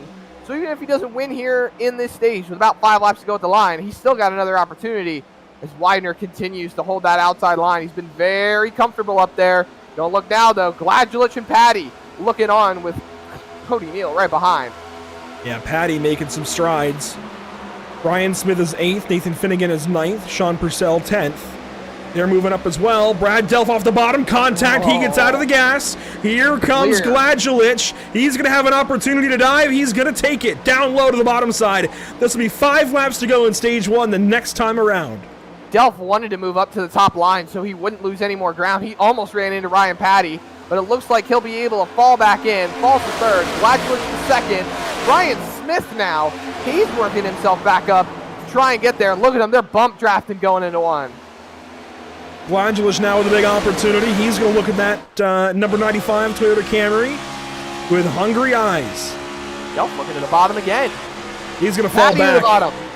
Yeah, that's the opportunity for Brad Delph gone. Patty, though, charging low. Contact with Delph that time. It'll be 4 to go this time by the stripe. Keith Smith in the wall. Brian Smith now trying to find a way through. 3 Smiths in the top 10, by the way. As Brad Delph now knows that he needs to hang on to these stage points here. He's doing everything he can to be on damage control. Now to 4th behind Ryan Patty. He's still fighting for 3rd, though. On board with Gladulich. Only a 10th behind Charlie Widener. This is your fight for the stage win, ladies and gentlemen. Look at Patty sliding up in front of Delph. Brian Smith now into the top 5 and into a stage point. Cody Neal falls back. Brad Delph gets passed up by Ryan Patty. The fight still between your top 2. 3 laps to go in stage 1. That time by. And Cody Neal, he's not locked into the playoffs with a win. He's 41 points above the playoff cut line. So having some stage points in his bank would be very, very helpful. As Delph now side by side with Patty. Side by side for the lead as well. Gladulich working, trying to see what he can do, but Widener has been glued to that outside line. There's no separating him from the lead if he continues to stay up there. Big move from Brian Smith, goes way to the bottom. Delph backs out of it. He's going to open up a spot maybe now to the 4 car. Oh, spinning is the 95, sliding, trying to gather it up. Patty got a shot. Here comes the 78 off the top side. He drives by them all. And all of a sudden, Brad Delph is back up into the 2nd spot. They're 3 wide for the last stage point. Cody Neal in the middle. Keith Smith on the top line. This is on board with Ryan Patty. 1 to go in stage 1. Right there. White flag on the stage. Brad Delph is 2nd now. Jacob Gladulich fighting for that spot. Widener fell back. Smith, he goes from 6th to 1st in a straightaway. In a corner. Gladulich trying to find a way to hang on to 2nd. Brad Delph on the top side. Cody Neal with the lunge. I don't think Gladulich can hang on. He slid up the racetrack right there. Brad Delph with the run, but it's all Brian Smith out the mirror. To the line, stage 2 winner, 78. What a stage. What a stage end. It'll be Brian Smith, Brad Delph. And it looks like Widener may have taken third. Gladgelich fourth. Keith Smith fifth. No, Cody Neal fifth. And there's the pace car coming on through. What a stage end. Ryan Patty, at one point, I thought he was going to win the stage. He finishes 7th in stage number 2. What an incredible way to wrap that stage up. There you go. Stage winner, car 78. They're getting elbows out, Andrew. You would think this is the end of the race. We're only halfway through. I was going to say, half the race to go. Well, here we go. Pit stops to complete stage number 2 and begin stage number 3.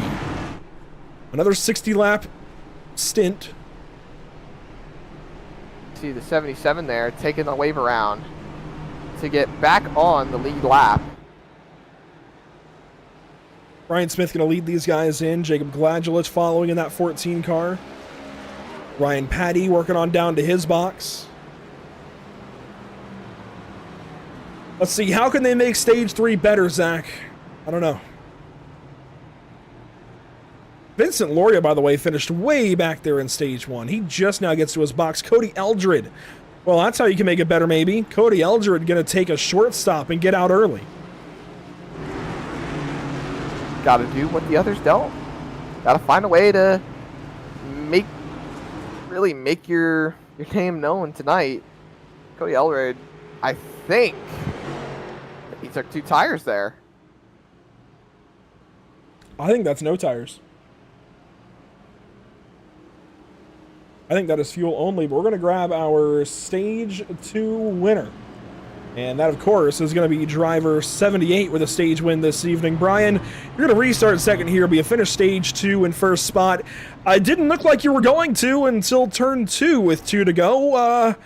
How quickly did that change for you? Yeah, I don't know exactly what happened there, but it looked like someone got loose and everyone checked up, and it looked like everyone had it pointed straight, so I just stayed in the gas, and obviously it worked out really well for me. Stage 3 now, you know, in stage 2, or stage 1 rather, it looked like your car was very much a miss, but it looked like maybe playing a tire strategy. Now for stage 3, you're in prime position. Can you get the race lead back away, maybe dominate a stage or two?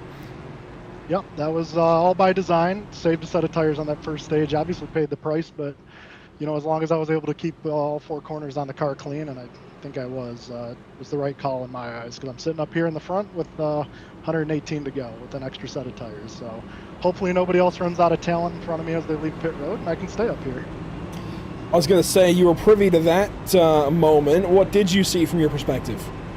I just saw Jacob Smith driving way over his head and looped the car coming off pit road. I think that was just a lack of prep and not knowing there's bumps down there, and let him go right by me because I knew exactly what was going to happen, and sure enough, he looped it. Is there any regrouping now? I mean, a caution's always kind of... I'm sure they took you out of the moment when you were leaving pit lane. You had that caution come out, but now as well, after you just had that electric moment, blood pumping, is there any kind of lag when you go back going green flag? No, I think it's just regroup. The track changes. Every time you put a set of tires on, it's going to be a little different. I think speeds are picking up every time you put a set of tires on it. So just got to be careful not to burn your tires up. And so far, I've done a pretty good job of that. And how about Gateway next week? I know I'm talking to you a lot here, but how about Gateway next week? Even before we get this race completed, do you feel good about it? Is this race going to kind of define how you end up running there? Maybe a little bit of momentum? I feel really good about Gateway. Definitely one of my favorite tracks. No doubt about it. I love shifting. I love the different corners there. It's a great track, so I'd certainly anticipate a good finish out of Gateway. Well, best of luck here in stage 3 and to the end. And you know what? Give a nod as well to Eric. We saw what he did there at the back end of the stage. He's restarting 8th for stage 3. Good to see him running well. Oh, he's absolutely killing it. I think that's his best stage finish to date, and the arrow's pointed straight up for him. He's doing really good out here. Absolutely. Really, really excelling this evening. That's Brian Smith, your stage 2 winner. Eric Smith, his uncle, his older uncle, doing a fantastic job behind the wheel of car 79, a rookie in iRacing terms. And I gotta say, Zach, I gotta give this guy all the praises. He has had a strugglesome season. This is a shining, shining moment for him. You see, qualified 27th spot, very back of the field. Has been running up here inside the top 10 now for, what, 30 laps since that green flag? Just about. 20 laps, maybe? regardless, a very impressive run going right now, and I'm sure it's going to change a little bit. We'll have some of these guys that got cycled to the back go ahead of him, but I think still a career day on the way for him as he's running 8th, about to restart 8th. I think he can absolutely top 15 or top 20 this thing. Well, you never know. It remains to be seen, Andrew. We still got a little under halfway through this race. 240 laps on the distance tonight. You would think it's been longer, but hey, here they come, Andrew. Back to the green flag. 124 complete. Working lap 125 of 240. Green flag back in the air at Charlotte Motor Speedway.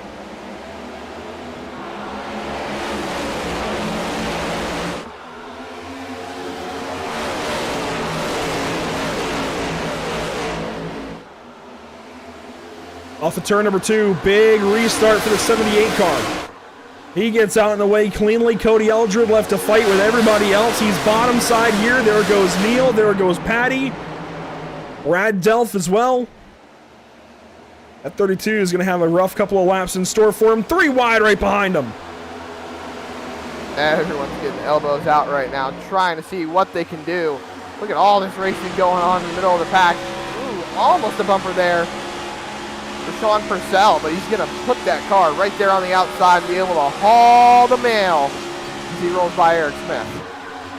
Passing that 79 car that's been doing so good here at the back end of stage 2. Now to begin stage 3, he pushes up a little bit. And Vincent Loria now on the back end of Nathan Finnegan. These guys back into the top 10. And here comes Patty. There's so much going on throughout the field right now. The starts of these stages are very difficult to broadcast because you don't know where to look. There's action everywhere, which is why I like these wide shots. This from the fan cam here, from Whiplash Sim Cams. This shows you everything going on as Anthony DeSeo, no, that's Evan Patinko rather, loops around the bottom side of the racetrack, comes to pit lane. There we go, Sean Purcell in the wall hard. Is that Cody Eldred? It is. Eldred with him, caution. And they're still crashing. They're still back in. Gunther going around. DeSeo into Gunther. He's going to lock it down. One other car gets in it. And Kyle Purcell involved in another one, this time with Devin Schwartz. Kyle Purcell is 67 laps down. Finally back in this race, involved in a crash. Just unfortunate. He's been doing everything he can to get back out on track. Here's Eldred, old tires up top of the racetrack. I know there's this tire-saving strategy, but it's starting to get a little haywire. Purcell just came up. Eldred came down ever so slightly, hard in the wall. Eldred came back down. Oh, Harper just got by. Just barely. I wouldn't be surprised if he has a little bit of damage on that car. I don't know where Kyle got into this, but take a look back at all of this anyway. Kevin Gunther running way back here behind the crash. It's going to happen somewhere at a turn 4 right about now. How in the world does he get in this? He's checking up, and Anthony DeSeo never does. Oh, buddy.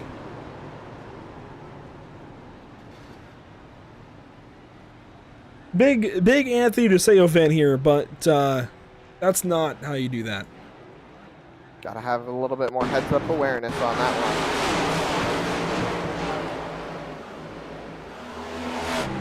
one. Here's the onboard of DeSeo, and this might actually explain why the 01 is in it, potentially. The 01 checks up. No, it doesn't explain that much. He gets into Gunther right there. Yeah, that's how Gunther got involved, and then you'll see with the 01 car here, he's going to be tagged by another car in the back. That was Devin Schwartz, who also very back of the field and just doesn't check up. And I mean, it's difficult to talk about these kind of moments sometimes because I know it can feel like an attack, and it's not an attack, but it's going to be a penalty at the end of the day. The penalty report this week is definitely going to include those 2 drivers, I think, for, quote, ARCA braking. It's a colloquial term.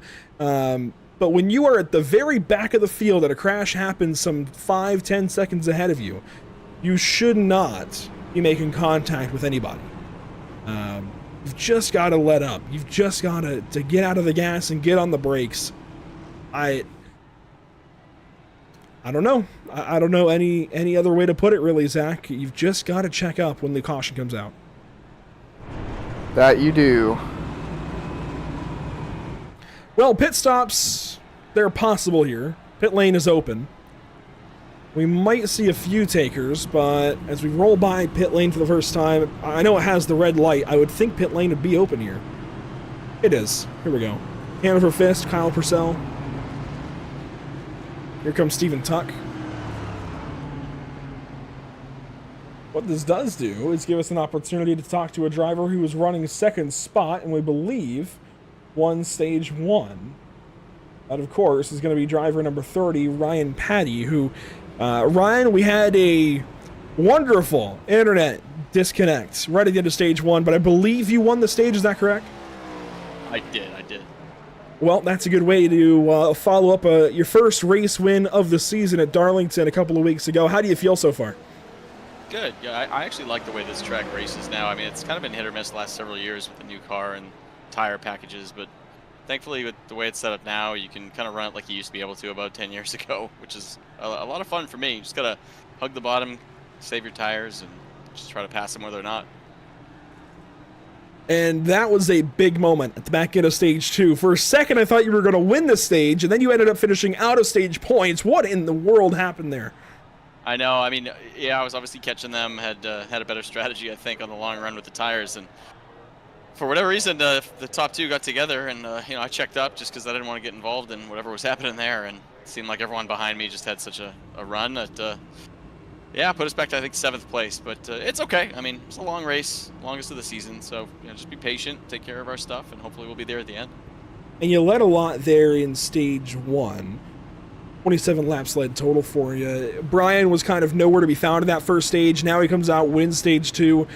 Do you feel like there's any other players that are kind of lurking? I mean, Vincent Loria hasn't really been up here much since the start of the race. Nathan Finnegan has had a lot of connection issues. Do you feel like there's any other players you got to worry about? I mean, look, you know as well as I do, right? The season's been pretty consistent with the guys that run up front. So obviously the 78's got some speed here. I feel like we're pretty even on speed. It's just going to come down to who can hold it together for the long run, and honestly, and if we can get a long run, right? Because sometimes these races will just turn into caution fests, and we'll have 5-10 lap runs. Been a good race so far, Ryan. Thank you for your time. Congratulations on Darlington, since we weren't there, and maybe we're talking to you Victory Lane again tonight. Appreciate it. Let's see what we can do. Ryan Patty, 27 laps led this evening. He will he'll restart here in stage 3 from the 2nd spot. Brian Smith going to lead us to the green. Charlie Widener from 3rd, and Cody Neal and Heath Smith in that 11 car. You've talked a lot about him, Zach, and Heath has been kind of here and there throughout the season, a part-timer, but when he runs, he usually has speed, showing that again this evening. I'm sorry, say again. I had something. I was dealing with something while you were interviewing our stage 1 winner.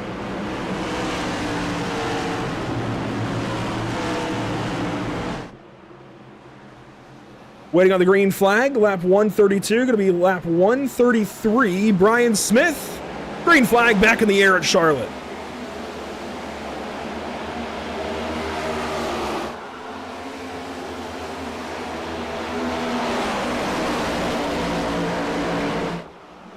Vincent Loria topside rolling by the 95 of Widener. You see the snake happening. We saw that in Indianapolis. Why are we seeing it at Charlotte?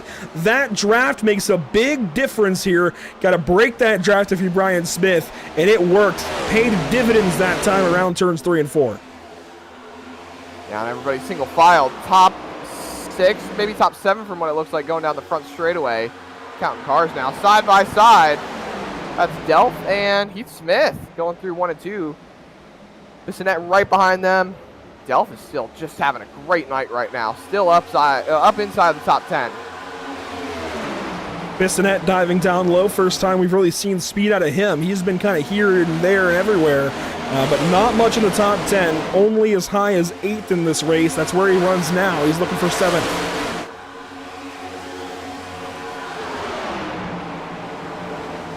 About to make a comment on Finnegan there, but he seems to be having some connection issues again. I didn't know where exactly that car was going to go. Now it looks like he's going to the bottom. Thompson the outside, bump draft down the back straightaway. Gonna just maybe get clear of Finnegan going through 3 and 4. That was a big shot from Thompson. He really got that 06 car going down the backstretch. Just a bit. Thought he'd have a bit of a bigger run there with the bump, but it seems like not. Look up towards the front of the field. Loria trying to see if he can find a way around Cody Neal. I don't think he's going to get anywhere far. Seems like the draft is helping him out up on the top line. Cody Neal now looking to the bottom for second. Backs out, not going to get there. Love that sunset rolling through turns 3 and 4. Really good look at it. Not a cloud in the sky. I don't think we even talked about weather conditions yet.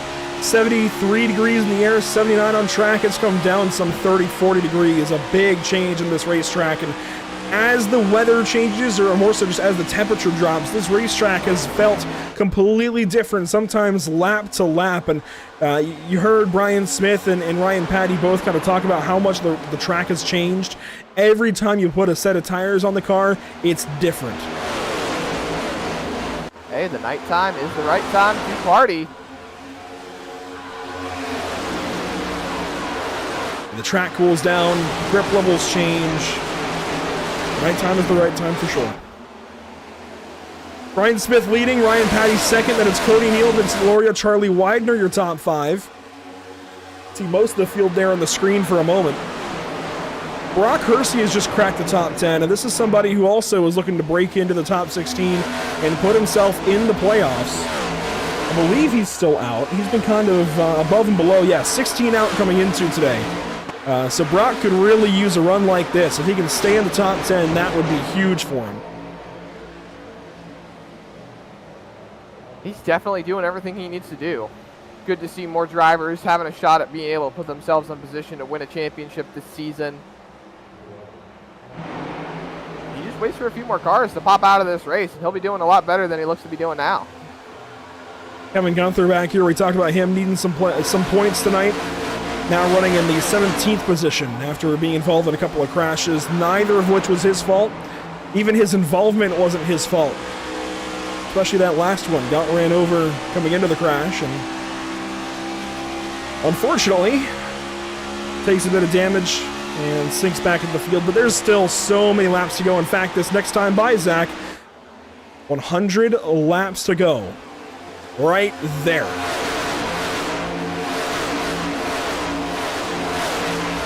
Still so much racing left to go. I think 100 laps would be such a short distance, but there's still so much left to do tonight, and so many drivers that still have a shot to win this race. Here comes Cody Neal. He's got a shot to win tonight. He still needs one this season. Hasn't won yet. In fact, while we talk about him, let's bring the point standings graphic back up. He has been so good this year, but just doesn't have a win. He's had so much bad luck, and he's 11th coming into tonight. That win would be huge if he could get it. I'd probably vault him up to about the 7th position again in points, something like that. Man, a win would be huge. Completely turn his season around. Of course, would lock him into the playoffs. Where he stands right now, he's only a couple of races from being on the cut line. So a win would really change his season entirely. Absolutely. You see Timothy Harper as well, right there on the bubble, but he's got to win. So nobody really needs to worry about him right now. The big worry is about Gunther, Eldridge, Lockett. Actually, to a valid point, is Zach Lockett here tonight? No, a lot of drivers having to miss this evening. Zach Lockett is one of them. Let's see. Look at the top 10. Nobody else there. Zach Lockett isn't here. Michael Jennings isn't here. Luke Rakowski isn't here. But then Robert Bluen, Evan Batinko, Thomas Taylor, they've all been in the back or involved in crashes. Anthony DeSeo was well involved in a crash. Multiple crashes, actually. So you mentioned Timothy Taylor. I did it again. Timothy Harper in the 12 car with a race win this season. He won back at Bristol, one of our few short track races so far this year. So he is in the playoffs. It definitely would be nice to get him off of that cut line. Absolutely. Not everybody wants to be sitting close to that cut line as we get closer and closer to the playoffs. And we've only got, what, about 12 races until the playoffs, if I'm not mistaken? Yeah, we're actually closer now to the playoffs than when we started the season. like closer to the playoffs than the start of the season. There we go. As here we go, race for the lead. 95 laps to go. This time by Ryan Patty has brought the fight to Brian Smith. Side by side for the race lead going at 1. Look at Patty with a big run. Patty charges, has the lead for a second. Momentum on the top side. Brian Smith goes right back by. That momentum, running the longer radius at the outside of the corner, you carry so much more speed because you are able to, well, I don't even know the physics behind it. I was going to try to explain it. I really can't. The big thing really is that you just don't have to cut the wheel so much on entry and exit. You're able to keep a smoother entry in and out and able to carry more momentum around that corner. I don't know the physics. Just trust me. Hashtag trust me, bro. I'm going to have to take your word for it. I'm not much of a physics expert myself. But you know what I'm talking about, right? Like, you don't have to be a physics doctor, if you will, a PhD in physics or anything. You don't have to be a rocket scientist to get it. Just that topside rolls so much better on these oval tracks, and especially these intermediates, man. If you're able to get up there, you're likely able to pass, if not at least defend. You see Brian Smith. Oh! Contact. Loria and Patty leaning on each other. They're really going for this win now. They think it's go time, but it's not even close to go time. We're not even close to the next stage caution yet. We still have to pit in this stage as Loria looks around. Patty does not want to give this track position up. Loria wants it on board with the 67 car as they roll through 1 and 2. Ryan Patty now going to slot in behind Vincent Loria, who breaks the draft a bit. You thought the snake was common to Indianapolis. These guys know how to use it too. We're seeing it more and more. 91 to go this time by. We are right at halfway in the stage, Zach. Pit stops. Heath Smith is in. This is where the split strategy comes back into play. They didn't get to use it to the full extent with the caution in the last stage. So now we see a little bit more of a split. As that should be, we're on 150. That should be an even split for those drivers. They'll come right back out on the next lap. Yeah, they're pitting a little early to get that undercut. Let's see, does anybody pit from the top 5? Yes, Ryan Patty will.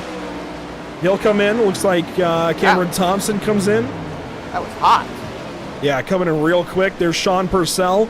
But you know what? They can run past the barrels at pretty high speed. The cone is deeper into pit lane. So it's kind of deceiving for sure. As here we go. Leaders back off of turn 2. Smith, Loria, Neal, Widener. Bissonette now 5th as they run. Any takers here? No.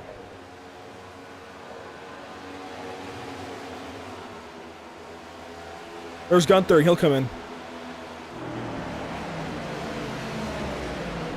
Or Kevin Gunther for service. That's a big deal. No black flag so far either. So these drivers are all really taking their time. Just don't speed. Don't run all the way up there against the blue line. Oh, Sean's kind of on the edge. Oh, that's a really tricky pit exit.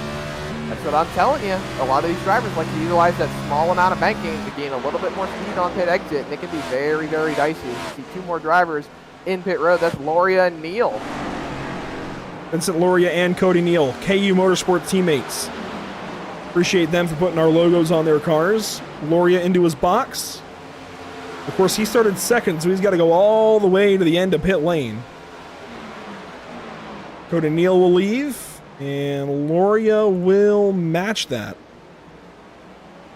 Brian Smith comes in. They're all starting to come in early, just some later than others. Is Smith, Widener, and is that's Eric Smith back there, also coming in this lap. Leaves Brad Delph on the racetrack, and there you see our leaders merging right behind the now race leaders under this under this pit cycle. So Brad Delph will take over for a moment, but those new tires are going to quickly pass him. Delph now inheriting the race lead once again. He's doing everything he needs to do, Andrew. I think he's still got a good shot. Like I said earlier, Delph is a bit of a sleeper pick. Gladwich back up to second now as well. There's a lot of great things that can happen with these drivers right now. Just take it with a grain of salt because, of course, this is during a pit cycle. And we anticipate these drivers on pit lane really at any point in time in the next 5 laps. Stephen Tuck going to come in.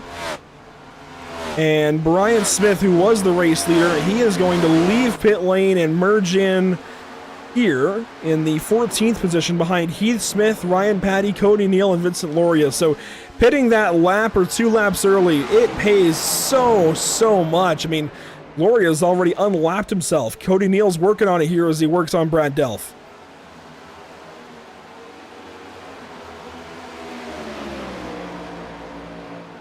That's the tire advantage.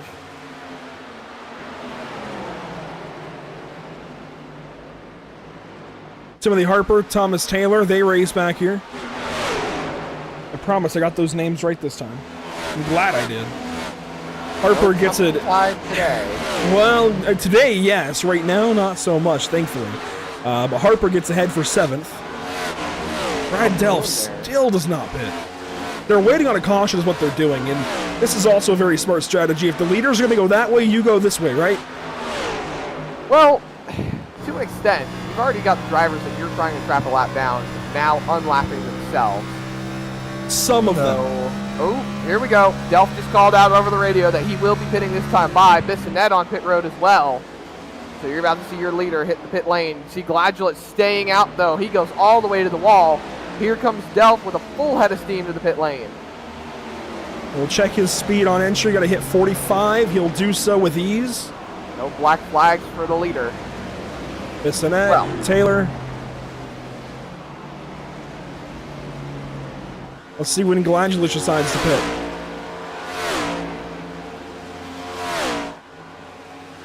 I'd imagine this time by, Zach, he's got nobody around him. This would be a great time to do so. You don't have to worry about getting smashed from behind. And he will. Big send to the pit lane, locking up. Oh, he might have sped. He might have sped a little bit. No black flag yet for Gladwich. I love this game we play. Looks like he was able to make it. I love this game we play. Is he going to speed or not? We play some bets? I'm not a gambling man. Neither am I, but hey, I wouldn't put it past. Oh, here we go. Adam Ball saying Ball's he's going to be taking it to pit lane. Hersey going to stay out. We'll see if Harper does or not. Harper will stay out as he races now with Sean Purcell. Brock Hersey, the race leader as they run, but Vincent Loria, when they cycle, will become the race leader. He's at a turn 4 here. And as we run to lap 180, 20 laps to go, he has got a, let's see, Loria to Neal, about 2-second race lead on his teammate.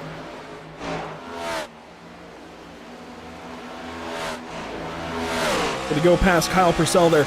This is a big deal for Vincent Loria. The fact that we're trading these stage wins around, if he can hang on to this will be huge. From Patty to Smith to Loria. This could really shake up the entirety of the race. The whole complexion has been flipped over on its head. Again. For which time this race? 3 or 4 at this point. Well, everything taking a turn now. Brock Hersey has hit the pit lane. I can tell you that for certain. Harper's still on the racetrack. Bissonette is about to come up and unlap himself, unless he's already done it. No, still one lap down. Gets into Patinko. Moved that 96 out of his way. That was scary. Anthony Teseo is about to lose a position here. He has stayed out right in front of his teammate, Vincent Loria. That was close. Loria is the race leader to be, who goes by that car now, and Harper is still on the racetrack somehow. Wasn't even aware, actually, that Patinka was still on the racetrack. He's 30 laps down right now. Trying to do everything he can. Battle of attrition. Gotta love it. Harper, again, still on the racetrack. Well, you know, Bissonette. There's something to it, Zach, because Kyle Purcell is about to pass Jacob Smith and Joshua Clemens. And Robert Bloom. and Jason Burdick. But he's still going to get some points here today. Harper's still on the racetrack. He's got to be backpedaling it right now. Look at how much ground he's losing. I've realized why. He pitted under that yellow that we had about 10 laps in, so he can't go the full length, although he might be trying to save to do it. It's possible. I don't know. I really don't think he's going to do it. He has been in 5th gear, it looks like, most of the lap. Yeah, he's staying in 5th, where a lot of these guys can shift down to 4th. But the problem is, there's not enough time for him to save. He's losing tenths a lap to Vincent Loria. He was at 10 seconds ahead at the start of this lap, 9.3 as he crosses the line. Yeah, but he was way back there already. I mean, he was way back there when pit stop started. So even if he ends up coming out of here in the top 10, or the top 5 especially, would feel like a win to him. Anthony DeSeo, by the way, is trying to do the same thing. Or if they get a caution, a lot of these leaders will pit with them.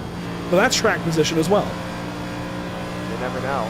There's a lot of drivers that will stay committed to their strategy. You could have done multiple different strategies. You know, the split of the stage is the one we've commonly seen that seems to be the safe bet from everyone. But if we get a caution here, leaders would pit, because then they can stay out at the stage break. That is true. Did not think of that, especially since we're a little over 10 laps away, about 13, 14 laps, give or take, away from the stage break. This is shaping up to be one heck of a race right now. Everything's just getting flipped on its head. We got one car. And you know what? Into the pit lane, too. You know what, Zach? Harper could actually do that. He could pit here late in the stage, stay out. As long as he's on the lead lap, he could then restart stage 4 from the race lead. And he wouldn't be at a large detriment. I mean, maybe 10 laps at most. Someone just called that they were pitting in, and I think it was Harper. It might have been. He is right at the edge. Yeah, he's pitting, I think. There he goes. Now, someone called out that they were pitting. I was not sure for certain if it was Timothy Harper, because there were a few other drivers coming over the radio at the same time. But it looks like he will be taken into the pit lane. Loria re-inherits the race lead. Cody Neal behind him, 2.5 seconds back. Then Brian Smith, Brian Patty, and Heath Smith, your top 5 for the stage. Widener, Finnegan, Thompson, Gladjulich, and Gunther now, your top 10. Well, for all you that are watching, especially over on YouTube, that's the chattiest of all platforms. Let us know where you're watching from, who you're pulling for. We're coming up to the end of stage 3.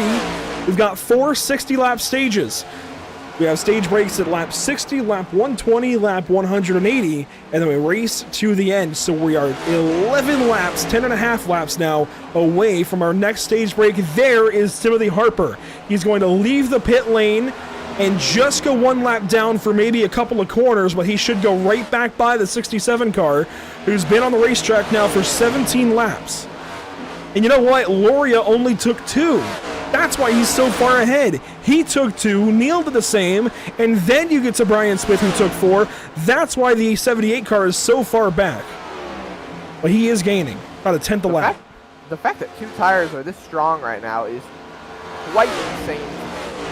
Well, 4 could do all 60, because that's about what NASCAR drivers would run in a full stint, right? About 60 laps. So the left sides can do it, the right sides are a bonus. That is true. In any case, Brian Smith still trying to work on catching up a little bit. You said he was close to the 10th lap, but he actually lost a 10th that time by.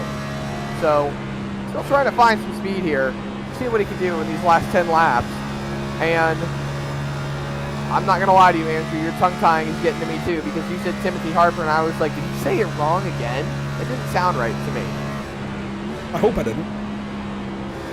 I might have. I never know anymore. It all blends together, especially this many laps. I mean, we would have already ended the race at a normal intermediate race. Usually these guys' intermediate races are, what, 160 laps? So 150, 75-ish, give or take. We've been rolling up towards the end of the race, like you said. Yeah, I think they're usually 160. So this is an extra full 80 laps from usual race like Kansas or Texas. So this is a big difference. These guys continue on. We'll be wrapping up already at 10:03 p.m. Eastern time. So that's a big change. But we do have a battle starting to starting to come together. We're talking about a half second still between drivers back here, but Heath Smith, Charlie Widener, Cameron Thompson, Nathan Finnegan, Jacob Gladulich in the top 10. All about a half-tenth apart. Run. Half second apart, rather. And yeah, Finnegan pitted 10 laps earlier than Gladulich. So he's got the tires. I think Gladulich can get up there and maybe get some stage points here if he's lucky. Charlie Widener just moved past Heath Smith to take that second spot, or not the second spot, the fifth spot, excuse me, to get that final stage point. So you've got Gladulich, who's only about 1.6 seconds behind the top 5. So it's still possible that he can't get some stage points without 5 laps to go here. Got a bet on the racetrack. Brad Delph, Brock Hersey. This is around the 15th position. Delph falls back to 17th now. He has got newer tires than Stephen Tuck.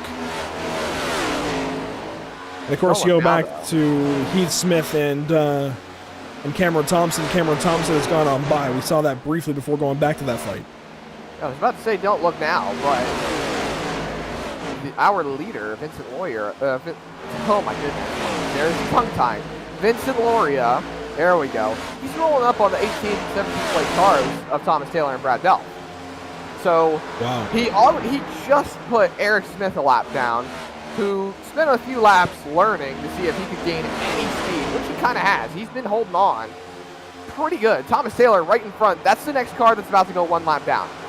So hopefully these guys can hang on a little bit longer as the stage comes to an end. You see Anthony Castillo trying to get at least 1 lap back, maybe take a wave around here. Side by side, Thompson and Gladulich. This is for 6th. Gladulich would be just a spot back of the top 5 for a stage point. Remember, stage points only go to the top 5. He can get him. He's just got to dispatch him real quick. But that outside line, like we said, been working wonders all day. Gladulich trying to find a way around. Still hanging on that quarter panel, sucking the air off. So maybe he can get him here in a 3 and 4, but I don't think so. 2 laps to go in stage 3. And Vincent's teammate Anthony DeSeo right on his back bumper. And he is pulling right up on Thomas Taylor. He might get there. That would trap Eric Smith 1 lap down without a lucky dog in the 19th position then. Here's DeSeo going to the top, taking his lap back. That puts him 1 lap down to the leader. White flag here in the stage. White flag, stage 3. Jacob Gladulich has just moved into 5th. Just gets by Charlie Widener.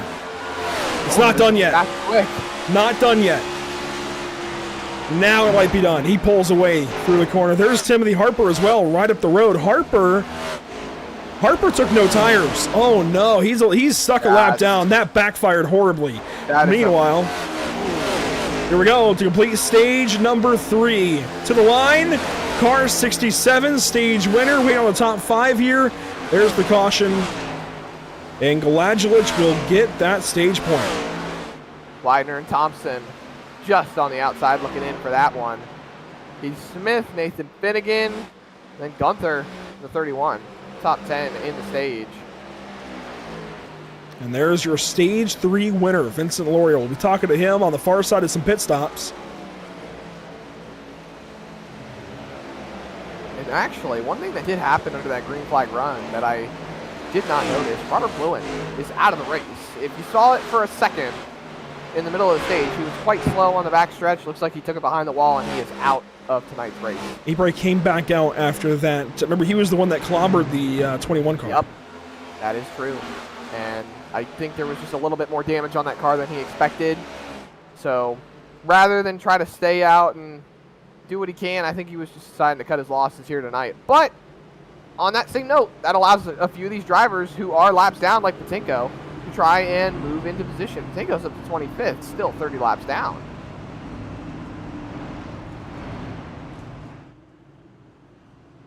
So everybody will come around to the pit lane this time. Stage points to Loria, Neal, Brian Smith, Ryan Patty, and Jacob Gladulich. And everybody's going to come in for service.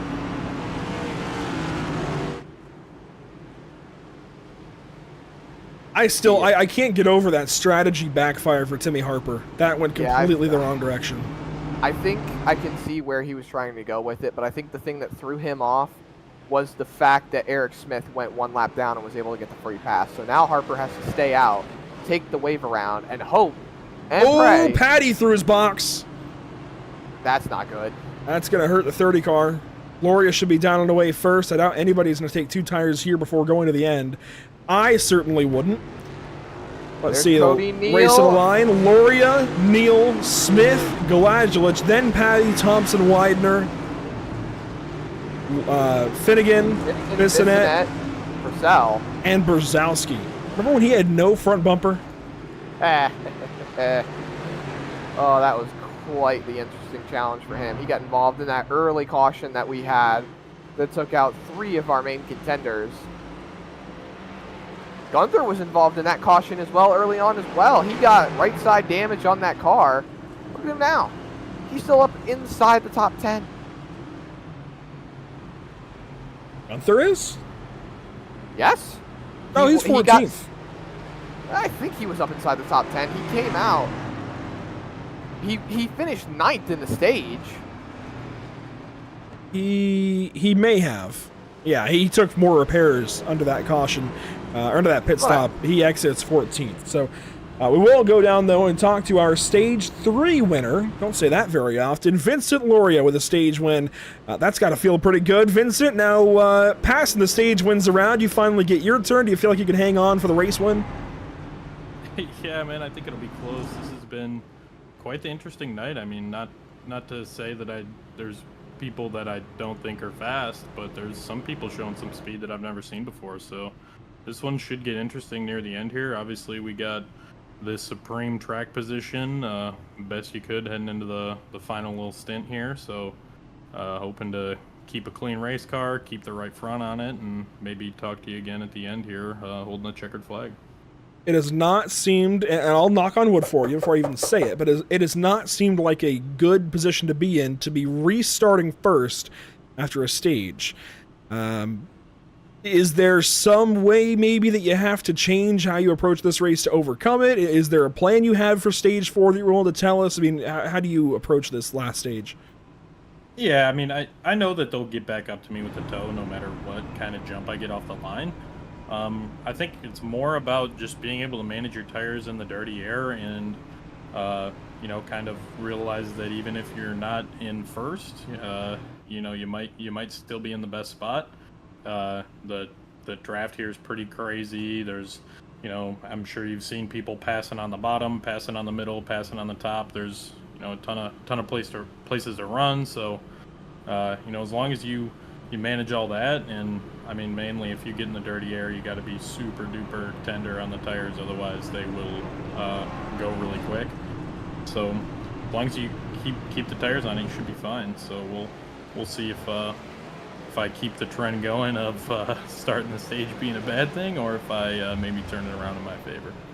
And how about your teammate Cody? Going to restart on the outside of you here for this this last little run to the end. How's his race been, and do you feel like you can both get to the checkered flag quickly here? Oh yeah, it's been good to see him up here. I know he's been struggling a little bit, but he's got serious speed tonight, and he's been keeping the tires on it as well. So it's good to have, you know, an ally up here with me, and hopefully we can bring this thing home 1-2. Well, best of luck here. Stage 4, gonna be a fun one. All right, thanks guys.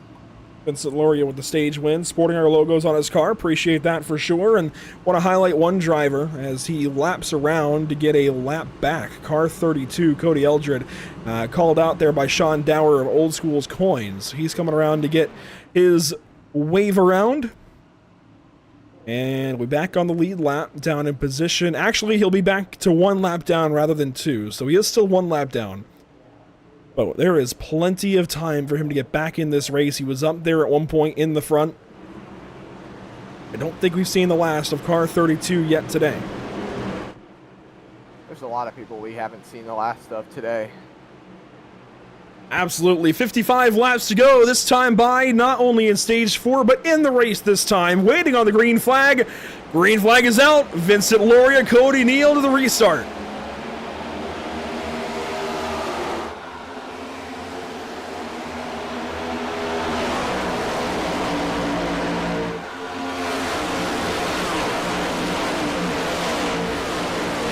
Cars darting all over the backstretch to try and find their spot in line here, but up front, it's the 67, the 4, the 78, the 30, and the 14. Gladulich still in the top 5 as we complete 1 lap from the restart. Brian Smith, big move there to the inside of Cody Neal.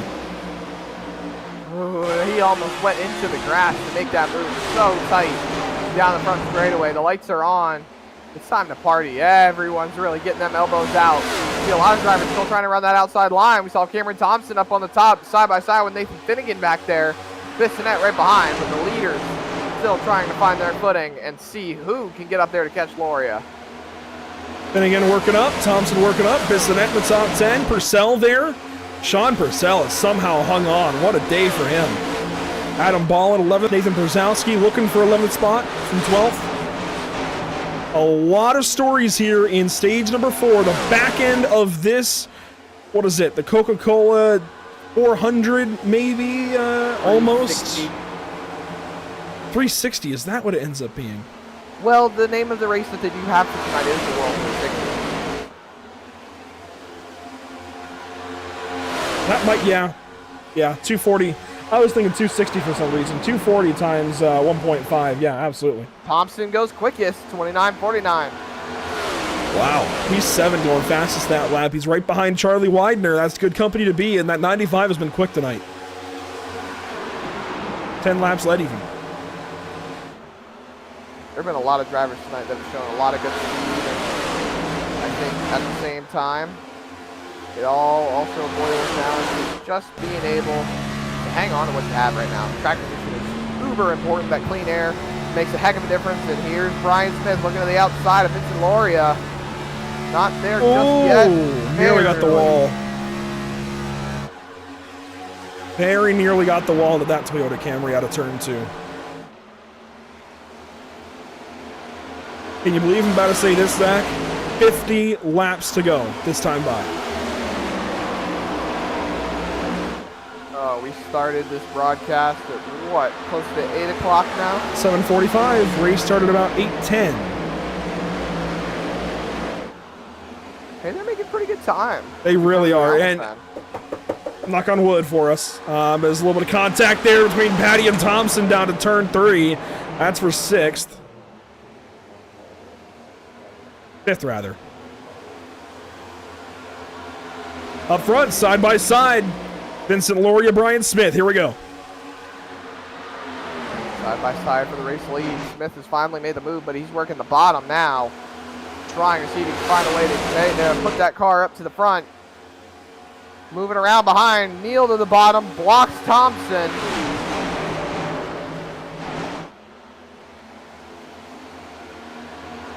Side by side, that time out of the corner again.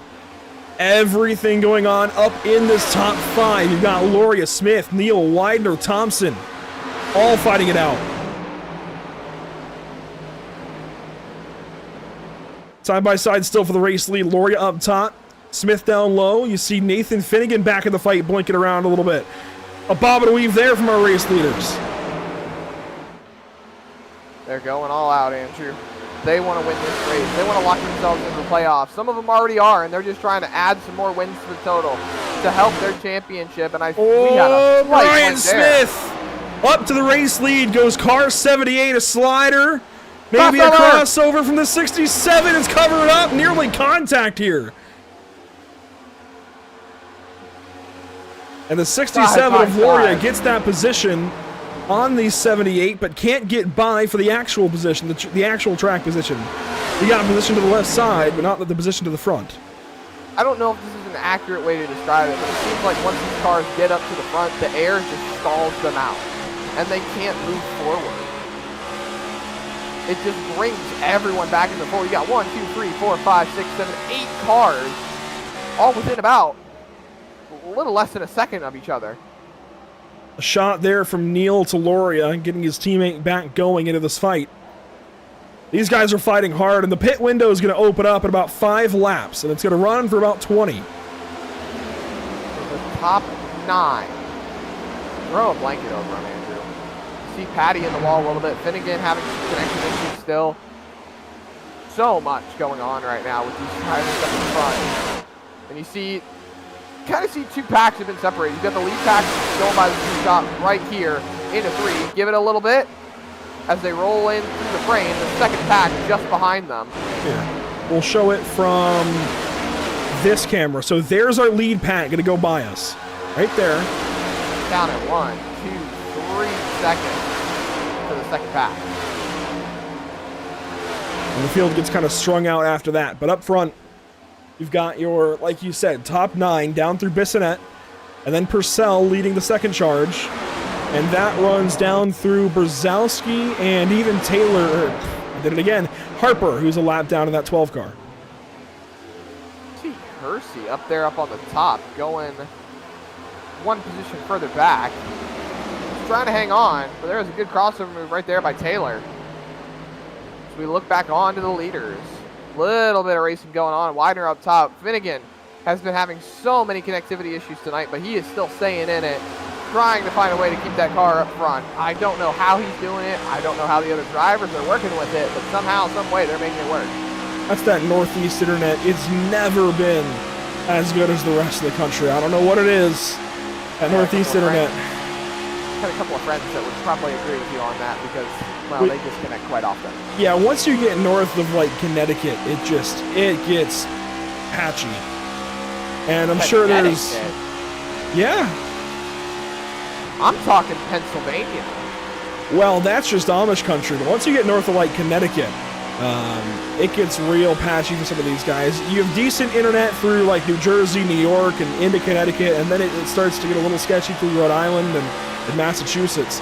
And then up in Maine, you can almost forget it. A lot of the internet that you can get there is only satellite, so it's really difficult to sim race once you're up that far. No wonder I haven't seen a lot of sim racers from the Northeast too often, but hey. Well, we see them all the somehow. time in the Sim Auto Racing Association. The Sarah Super Series has a bunch as we're about to take 40 to go. Yeah, finally crossing that 200 lap mark. 200 laps completed right there. Brian Smith, your leader, at the line as we take it. Loria still right in the coattails, trying to make it work as the top 4 are now starting to branch away from the rest of the pack. Our leaders have really gotten quite a bit more separated as Bissonette drops further back. Gladulitz drops even further back as well. And now the only ones within a second of each other are the top 5.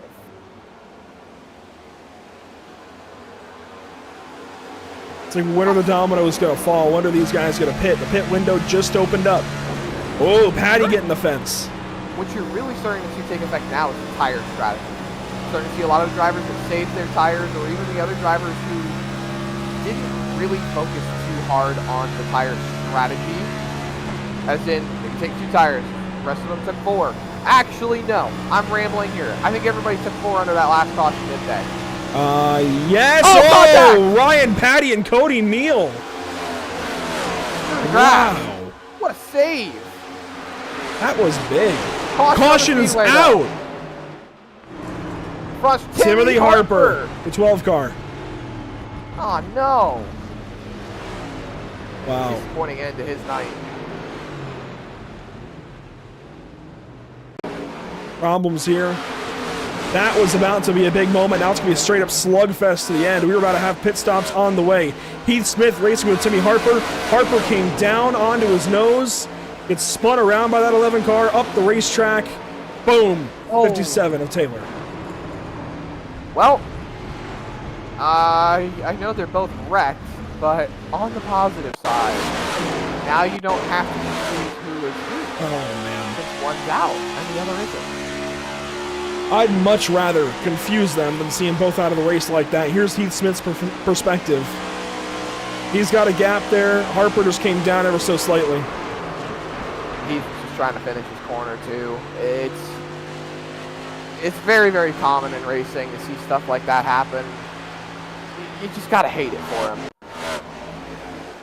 Meanwhile, I want to see what happened here with Ryan, Patty, and Cody Neal. It's right on board with Patty again. I saw it, but I didn't see it. I didn't see how it happened. Patty comes up, Neal's same there. Thing, really. Oh, yeah. That's the exact same thing. And there's a slight tolerance, Zach. We talked about it before. There's a slight tolerance with the iRacing spotter. right? Where you don't necessarily get cleared or get notified there's a car to your inside right away. There's a few inches of leeway. I wonder if that was the case there for Cody Neal, and he thought he was going to be able to shut the door. Just it might have been, because there was a slight wiggle and a bobble. Like, he knew that Patty was coming back to him. And Money stop. yeah, money stop right here. And not even really, because Brian Smith saved a tire set. He's got extra tires. So do most of these drivers. Winning the race off pit road, Loria, Neal, Patty, Thompson. Considering Loria had the race lead going into that, I thought, didn't he? Or did Smith get it away? No, it was Brian Smith that was leading Okay. at the time of that caution. As soon as I Loria said it, it was didn't sound second. right, yeah. So Smith, Loria out of pit road, watching our ticker right now that we have on the iRacing Sim to see if anybody got any black flags. Nope, we are all clean and green. The only driver that does have a flag at the moment, well, that's Timmy Harper, and that would be a meatball flag. He's got a crab walk down the backstretch. What a race this is shaping up to be. Look at that right rear toe link. It is completely out of sync right in front of our leader, Brian Smith. I think Timmy Harper will do the sensible thing, though, and take it down pit lane as they come back around. He was 1 lap down at the time of the caution, so he couldn't have pitted. I think he'd rather pit when he is able to instead of taking a black flag. An extra black flag, yeah. Well, He has had so much bad luck this season. Wrecks like this have really held him back. not to mention he's been in contention for wins this season. It's been he's living in Struggle Town, and it's a population of 1. I wouldn't say 1, but yeah, he's the mayor right now. Go ahead and talk to another driver under this yellow. Somebody who, I don't know how the heck he's got his car clean. He's running in 12th. Nathan Brzezowski. I have no clue how this kid's car is clean. Nathan, lap whatever it was at the start in stage 1, your car was absolutely destroyed, I thought. No front bumper. How in the world are you here almost about to crack the top 10? Well, I have no idea. You tell me. That was interesting. I would say it's a lot of strategy and just staying out of crashes. A lot of these guys are making mistakes up here. I think they're just getting tired of being able to stay consistent and avoid these crashes. I know a lot of you crazy sim racers, you probably ran the 1100 over the weekend that Kyle Larson couldn't, but this is definitely a long race in icon terms. How much of a mental fatigue factor is it? I would say there's a little mental fatigue. I mean, about halfway through, I was questioning my life decisions. So, yeah, there is a little bit of mental fatigue, but I feel like you just got to battle through it. And how about this restart coming up? All of you guys are good to go on fuel now to the end. Just race it out. Do you feel like you can get up there in the top 10? I'll try my hardest. I'm pretty sure I can. All these guys around me are similar pace, so I feel like we have a shot at it. Best of luck here. Thank you. From Dragonfly Racing with Steven Tuck, Nathan Brzezowski, an opportunity here towards the end of this race to move up and take some really big positions. Now, meanwhile, hello, Vincent Loria starting to have some troubles. He's been having a few troubles He's out of Michigan. for a little while now. The last about, I want to say 20 laps. He's been having a few connectivity issues. I think it's spreading from Nathan Finnegan.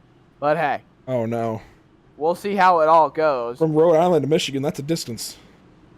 Looking at everything so far, though, you've got Brad Delph back up inside the top 10. He's lining up in the 10th spot. Gunther in the 31. He's up in the 8th spot right now. You know, Jeanette, he's up in 7th. Lots of good drivers up here right now. not knowing exactly where Vincent's located in the state of Michigan, there are some storms in that area. Some nasty stuff rolling through Wisconsin right now. Yeah, maybe he is getting some weather. I just checked the radar real quick. He absolutely could be going through some, but we are clear in Charlotte, virtually anyway. About to go back green flag racing, maybe for the final time. Likely the money stop right there, just over 30 to go to the end of this race. Waiting on the 78 of Brian Smith to get this race restarted in the Geico restart zone. Green flag is back out.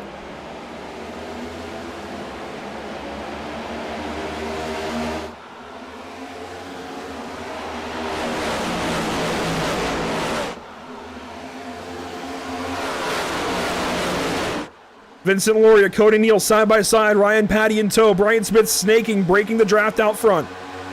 Yeah, he went down there to pull Cody Neal up and keep them side by side, because that's just going to let him walk a little bit more out in front, as these drivers are all just trying to fight it out behind. Loria, Neal, Patty, Thompson, your top 5. Widener, Gladjulich, Gunther, Bissonette, and Delph all fighting it out right behind them. Loria looks like he's going to get clear here. Just might. Cody Neal still hanging on that quarter panel, though. Those are teammates. I'm surprised they're running this hard at the end. They could get single file and go catch that 78 car. Anyone's game now, Andrew. You got to go. You got to try to fight for any position you have. Same time, though, maybe it would be smart of them to single file out. Go catch that 78 of Brian Smith. Well, now you're getting Ryan Patty involved, and he has no allegiances between these two ahead of him. He can push whichever one he wants. Yeah, Widener coming up in that Toyota. Thompson. Oh, Widener gets the fence. Cody Neal. Whoa, what a move in front of Ryan Patty. I don't think Patty's going to be too happy about that one. Really cut off his momentum. That brings Widener back into the fold after hitting the wall. Thompson getting the whole draft right in front of him, though. Bissonette by himself. Gladjulich and Gunther side by side behind. There we go, Andrew. 30 laps to go. These drivers are really starting to see what they can do. Single file now. Loria trying to go catch Smith. The first side-by-side fight is Gladjulich and Gunther. That's for 8th. Nathan Brzezowski, we talked to him just a moment ago. Racing here with the 6 car of Nathan Finnegan. Finnegan down behind Adam Ball, now in the 11th position. You know, Andrew, it just hit me as Loria goes top of the board in terms of time. With a 29.49, he's really going for it right now. It just hit me. You asked Nathan, as we spoke with him, about the double this weekend. If I remember correctly, actually, the Indy 500 for iRacing is this week. Qualifying session should actually be opening up either today or tomorrow for the races later this week. You got a point. But I think there were probably still some Indianapolis 500 events over the weekend that, I mean, we covered one of them, right? So, oh yeah, there definitely was. I think there were definitely drivers still doing that. But you raise a valid concern as big block behind. Back there. Gladjulich, a big block there, and Brad Delph. Finnegan into the fold. Bumper to the heck of a 14. Gladjulich hanging on. Finnegan in the wall. Delph with the block. Trying to hang on to the top 10. It's getting fun and exciting. Going to refresh the graphics here for a moment, so bear with us. But what a race this has been, Zach. Up front, you're seeing it now. Vincent Loria on the back end of Brian Smith.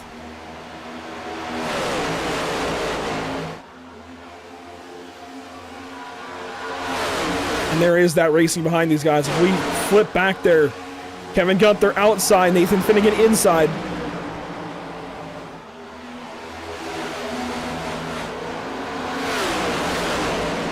Getting dicey here, Andrew. Almost hitting the wall there for Gunther. Gladjulich going to pull up. This is right around the top 10. I believe this is actually for about 9th and 10th positions as Gunther's trying to hold on to it. Might be 8th.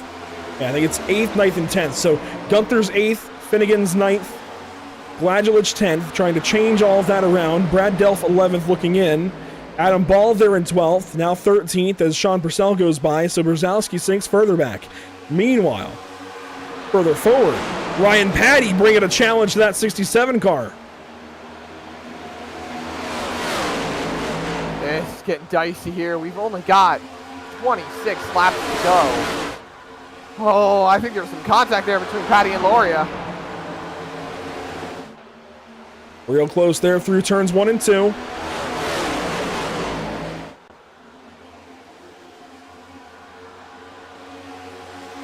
Three wide down the back straightaway, going into 3. Charlie Widener, that big move to the inside. He's going to send it and try to find something. He grabs second spot. I thought he was going to wash up there into Loria for a second, but he keeps it low up on the bottom. Patty now in line. Cody Neal behind him. This is everything that Brian Smith wants to see. He's working that car further out in front as time goes on. Fighting behind is really disconnecting these cars, but the top 6 are all still within. Actually, that's the top 7 if I'm not mistaken. Yeah, down through Bissonette. Yep, top 7. Okay, I can count. On board of Justin Bissonette, nearing 20 laps to go. This race is even putting our graphics to the test. They're collecting so much data lap after lap that they're starting to slow down and get real chuggy. How fun is that? But yeah, this race is really starting to run on for these guys. Nearly 3 hours at this point. Cody Neal right on the back bumper of Ryan Patty here, almost in contact. Could have shaken him loose through the corner. Doesn't phase him. Still Big move there for 7. That is nearly a crash. I'm glad they sorted out. Now Bissonette goes down and Thompson blocks. You've just got to race that way. Didn't see it for a second, but Purcell went through Caution. the tri-oval. Caution Brock on the Hersey. speedway. Oh no! That was one of the drivers who was looking in to get themselves above the playoff cut line. I saw Purcell go through the tri-oval in the grass, or through the AstroTurf, really. Something happened. Oh, Nathan! Wow. Brad Delph! Adam Ball even got a piece. And, oh, Steven Tuck What a destroyed. hit. Unbelievable hit for the 10 car. Well, Andrew, you still think that was the money stop? Not anymore. This becomes the new money stop. We'll take a look at this, though. Who's got the tires left? Let's take a look here. So watch the red 72. Gladulich bobbled. That puts the 72 up into the wall. Then Hersey hits him. Brzezowski comes in. That restricts the space. They all make contact. And boom! Oh, What a hit for the 10. can't put any fault there on Brock Hersey for that hit. He had no control of the car going back up into the tri-oval. What a nasty, nasty hit right there. On board with Steven Tuck. This is going to be a wild ride right at the end, and then we'll go to pit stops because they are happening. See it happening right in front. Nowhere to go. There's Hersey, and then all of a sudden he thinks it's clear. And he did a good job of checking up, too. He did. Just unfortunate timing and wrong place, wrong time, really. Pit stops happening. There they are into their boxes. Who's got tires? All of them at this point. All up on the right sides. Will they go up on lefts, though? That's the question. I'm surprised. There we go. 2 tires for Smith. 4 tires for Loria. Thompson, Finnegan on 2. Everybody else looks like on 4. That is a huge, huge switch.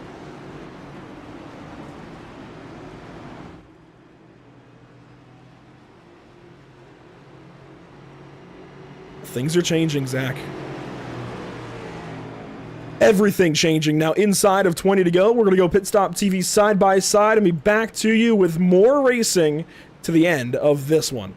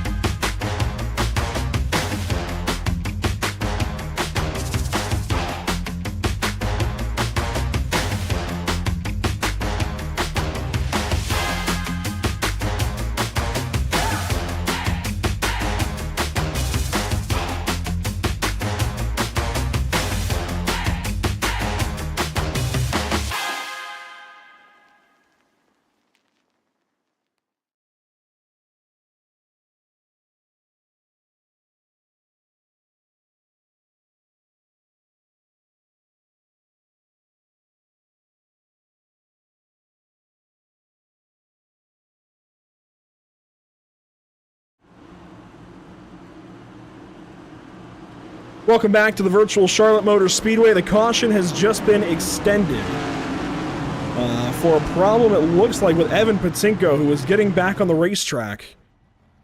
And he is stopped now on the outside of turns 3 and 4. We'll go back and get a look at what just happened. He was in the pacing field. There he is in the 96 car. And what happens here? Just drifts up. That's probably hardware. Yeah, that has to be a hardware issue. I think he may even still be on the racetrack right now. Checking to see. He is now rolling again. And he's got a lot of damage again. Still 30 laps down, so not really much to take away from that, but still a rough night for Evan Patinko. Now the laps will readjust here once we go back green for a lap or so. We are... Oh, yeah, wheel dead. We are just inside of 20 laps to go in this race. It looks like pace car lights have been re-extinguished. We'll go back racing this next time by. Ladies and gentlemen, get your popcorn out. Get on the edge of your seat. It's Pit Stop TV, 20 to go. You've got Brian Smith, Cameron Thompson, Nathan Finnegan. A lot of these guys are on 2 tires. Vincent Loria, I believe, the first driver on 4 tires. Charlie Widener, Ryan Patty, Cody Neal, Justin Bissonette, Jacob Gladjulich, and Kevin Gunther. Your top 10. Into the Geico restart zone we go. Maybe the final green flag of the night. Brian Smith inside, Cameron Thompson outside. Less than 20 to go. Green flag back in the air at Charlotte. Tire spin on the top. That's the 7 backing up. Cameron Thompson that backs up the 67 of Vincent Loria. He is going absolutely nowhere. Loria all the way back to, what is that, the 7th spot? Yeah, I believe so. You've got about 5 cars in front of 6th or 7th right now with Cody Neal. Bump draft Charlie Widener. He's got some work to do. Thankfully, he has the time. Nathan Finnegan on the top side of Cameron Thompson trying to fight for it. These are the guys on 2 tires. Here comes Ryan Patty. He's on 4 tires. Looking around the outside. He's next to Thompson for 3rd. But they're fighting it out right behind for the top 10. Where did the 6 come from? Incredible run on this restart. Cody Neal back here in 7th. Oh, this is going to get hairy. Couple of cars on the fence. Oh, there we go. Crashing. Caution out Eric again. Smith going backwards. What in the world was that? Wow. That is, oh no. You know what, Zach? He hasn't been in many crashes this season. He has kept it clean out of most of these crashes. Gets turned and comes up the racetrack. Hand over fist, gets into it.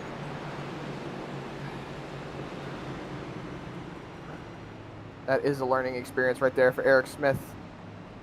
Just an unfortunate circumstance for him. It looks like it starts with the 04. It looks like it's going to start with the 04 of Sean Purcell. On board. Not on board. Watching him, though. Adam Ball goes by, and I think Purcell might just run in the fence on his own. He kind of got crowded up there by Ball.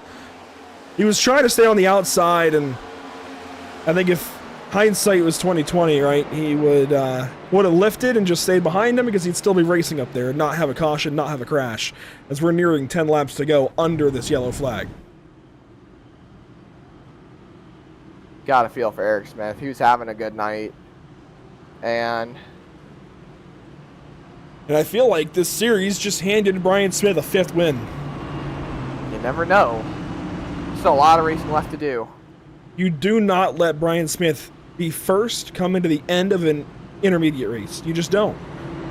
Unfortunately for the field, it's happened a lot this season. We're in race 13, and he's looking at win number 5.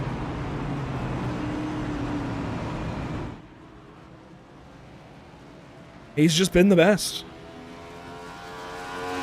Nothing really can slow him down. He's done everything he needs to do. He's executed beautifully. There's not really too much you can take away from Brian Smith tonight, even if he does lose this race. I think the big thing now is just hanging on. You've got drivers behind you that are on 2 tires. Loria, I'm not sure how, He's back up to 4th. He cannot, and I mean he cannot have the same problem that he had on the last restart. Thompson's now on the bottom. So if the tire spin happens, it's all on Finnegan. But at the same time, Finnegan's been having some connectivity issues. Do you really think that this late in the race, Loria will say, hey, if he blinks out, I'm not going to back off? Yeah, it's hard to say. I don't know what I would do in his position. That said, there's a decent chance Brian Smith takes the top side, which would put Finnegan down low in front of Thompson. Well, they should be the one to green right here. And Smith will choose bottom. Pace car light's still on. We're going to go for one more lap. Well, while we do that, let's take a look at what's upcoming for us at Pit Stop TV. Zach, we talked about it a little bit earlier. Tomorrow night, we come right back here to Charlotte Motor Speedway for 84 more laps of racing. And that's for the Victory Fuel 125 put on by Reigel Promotions. I think it's Reigel. R-E-I-G-E-L. Reigel. Usually R-I-E would be I believe. Reigel? I think it's going to be Reigel. Anyway, the Victory Fuel 125 at Charlotte Motor Speedway. Tomorrow night, you can still enter $5 to get in, and you can race for some cash. Maybe we see you, Zach. Maybe we see you race. I don't know. I wouldn't mind taking a shot in the Xfinity car. I think that Pit Stop TV paint scheme would look good on a Chevy. Well, Sunday we go out to Gateway out in St. Louis. Technically over in Illinois, in Madison, Illinois, but going racing for 144 laps at Gateway on June 2nd. And then Tuesday we head out to the Chicago Street Course, so a week from tomorrow. The Chicago Street Course with the XCal Racing 2024 Web Shop Series. And that's almost a precursor of what we'll see when the Icon Cup Series goes to Chicago this summer. Because we are going to the Chicago Street Course in this series, and that is going to be one interesting race. We've never broadcasted there. Well, I haven't. I think we've broadcasted one race there in the past with IndyCars and the IORL, International Online Racing League, but I have never broadcasted a race there yet. Here you go. Here's the whole schedule. Kind of overlapped by the caution graphic, but that's okay. So right there at race 19, that's Chicago, the street course, Zach. 45 laps of racing. We are here at Charlotte in race 13. We got St. Louis next up, Sonoma, a road course, Iowa, a short oval, New Hampshire, kind of a short oval, Nashville, kind of a short oval. We don't see another 1.5 or longer oval until Pocono in July. Isn't Nashville a mile and a half? 1.3 miles, 1 1/3. Oh. Sir. Well, as the field works at turns 3 and 4, we have got 10 laps to go the last time by, 9 laps to go as we come around to take the green flag. It has been the Brian Smith show as of late. Vincent Loria restarted this stage at the very front of the field. As I talked to him earlier, starting the stage has not been a good thing. Starting the stage from P1, but we'll see what we can do here. Geico restart zone one more time. Green flag for Brian Smith once again.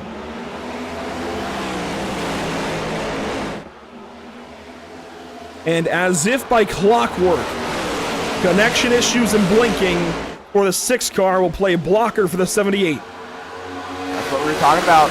Loria has to decide if he's going to be able to go or not. You can't really sit around waiting to see if Finnegan is going to either blink out and stay in front, or if he's just going to hold pace, and it looks like he's still blinking, having quite a few problems. Loria in the wall. Oh, that is not good. Oh, look at Patty. Big time wiggle right behind the 67. Yeah, Patty got it crossed up from it. Here comes Widener to go by. He will go by for 5th. Gonna try and throw a slider, does Widener, trying to get clear, trying to get clear. Patty in the wall now. Got to do what you can. You've only got 7 laps to go when we take the line right here. Look at Bissonette on the inside of Patty, right behind Widener, who's sliding up the racetrack out of 4. And again, Loria trying to do something up here. Back. Thompson, though, in the 3rd spot. He just went fastest, gonna poke to the inside now, Nathan Finnegan. Could he have something here in the 7 car? Finnegan's pinching him low, real close. Blinks out again, doesn't know where to go. Still stays on the bottom. Thompson right there, side by side. Loria pancaking the wall down the straightaway. He's got to get by them. He is fast. He knows he can get up there, but he has to make two of the third and second place cars. 6 laps to go. The top 5, Brian Smith and Nathan Finnegan, Vincent Loria, Cameron Thompson, and Charlie Widener as Loria powers on the top side of the 7 car. He's going to get a good run here on Finnegan. Hopefully he can do something with it. Thompson still on the inside. Here comes Widener and Patty. Thompson is hanging on that quarter panel, trying to suck all the air off of the rear end of that car. Pushes up. Loria, though, with the run off of 4, he's got to do something now. 5 laps to go. Right behind him, Widener and Patty fighting. This is for 5th. Finnegan closing in, too. Nathan Finnegan. Oh, Cameron Thompson gets into Vincent Loria, puts him in the wall. The 67, though, hanging right on the top side, actually powered back, and a door there from Thompson again. He's doing a really good job of hanging on to this car. Loria is doing all he can to put that car in position. Now he's got Patty to push. Trying to get a run here on the 7. Can't make anything of it. Contact again. This is cutting all of their momentum. They're both going to start dropping back here. They've lost a lot of time on Finnegan, who's closed the gap a little bit more on Brian Smith. He's only about 2.5 tenths away. That was 4 to go. Patty looks to the inside to make it 3. He will stay there and force the issue. 3 wide, slides up a little. He will clear the 7 car of Thompson. For the moment he pokes into 3rd with the nose, he will clear for 3rd in front of Vincent Loria. And up front, Nathan Finnegan has just about caught the 78 car. 3 laps to go here at Charlotte Motor Speedway. The World 360 for these drivers. Brian Smith executed perfectly. He's on a 2-tire strategy. Nathan Finnegan, he's on a 2-tire strategy. Brian Patty on 4, but he's half a second back. Does he have time to catch him, or do you think Nathan Finnegan's going to pull one out the hat? Brian Smith, a rare mistake out of the 78. He got loose that time in 3 and 4. Popsicle sticks in the air. 2 to go at Charlotte. This really closed the door for Nathan Finnegan. He is right in the coattails now. He's got a chance to make something work. The draft is even more powerful the closer you get. Brian Patty has closed another 10th. Down the backstretch, you see Brian Smith breaking the toe, going into 3 and 4, setting them up for a good finish here, Andrew. 1 car slow, it's Cody Neal. He's checking up big time, but white flag is in the air. Brought to you by Whiplash Simcams. This time by 1 lap to go. 1 mile and 1/2 at Charlotte. The gap has extended 0.2 of a second now to Finnegan, back from Brian Smith. I think Finnegan might have missed his opportunity if he can't make something work.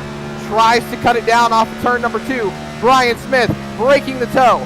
Finnegan with a run, but I don't think he's going to have enough. Trying to do what he can here. He's trying, he's driving the car, but up front, Brian Smith, he won stage 2, and he's going to victory lane for the 5th time this season, now at Charlotte. Unbelievable how much this guy wins as the field comes across the start-finish line. Race winner, 78. He executed that race to perfection. Even the rare mistake that we saw from Brian Smith, he was able to hang on, keep that car in contention, and he's coming home a winner for the longest race of the season. Glad to let you nod there as the 78 will come to the start-finish line, collect the checkered flag, and earn the right to celebrate once more.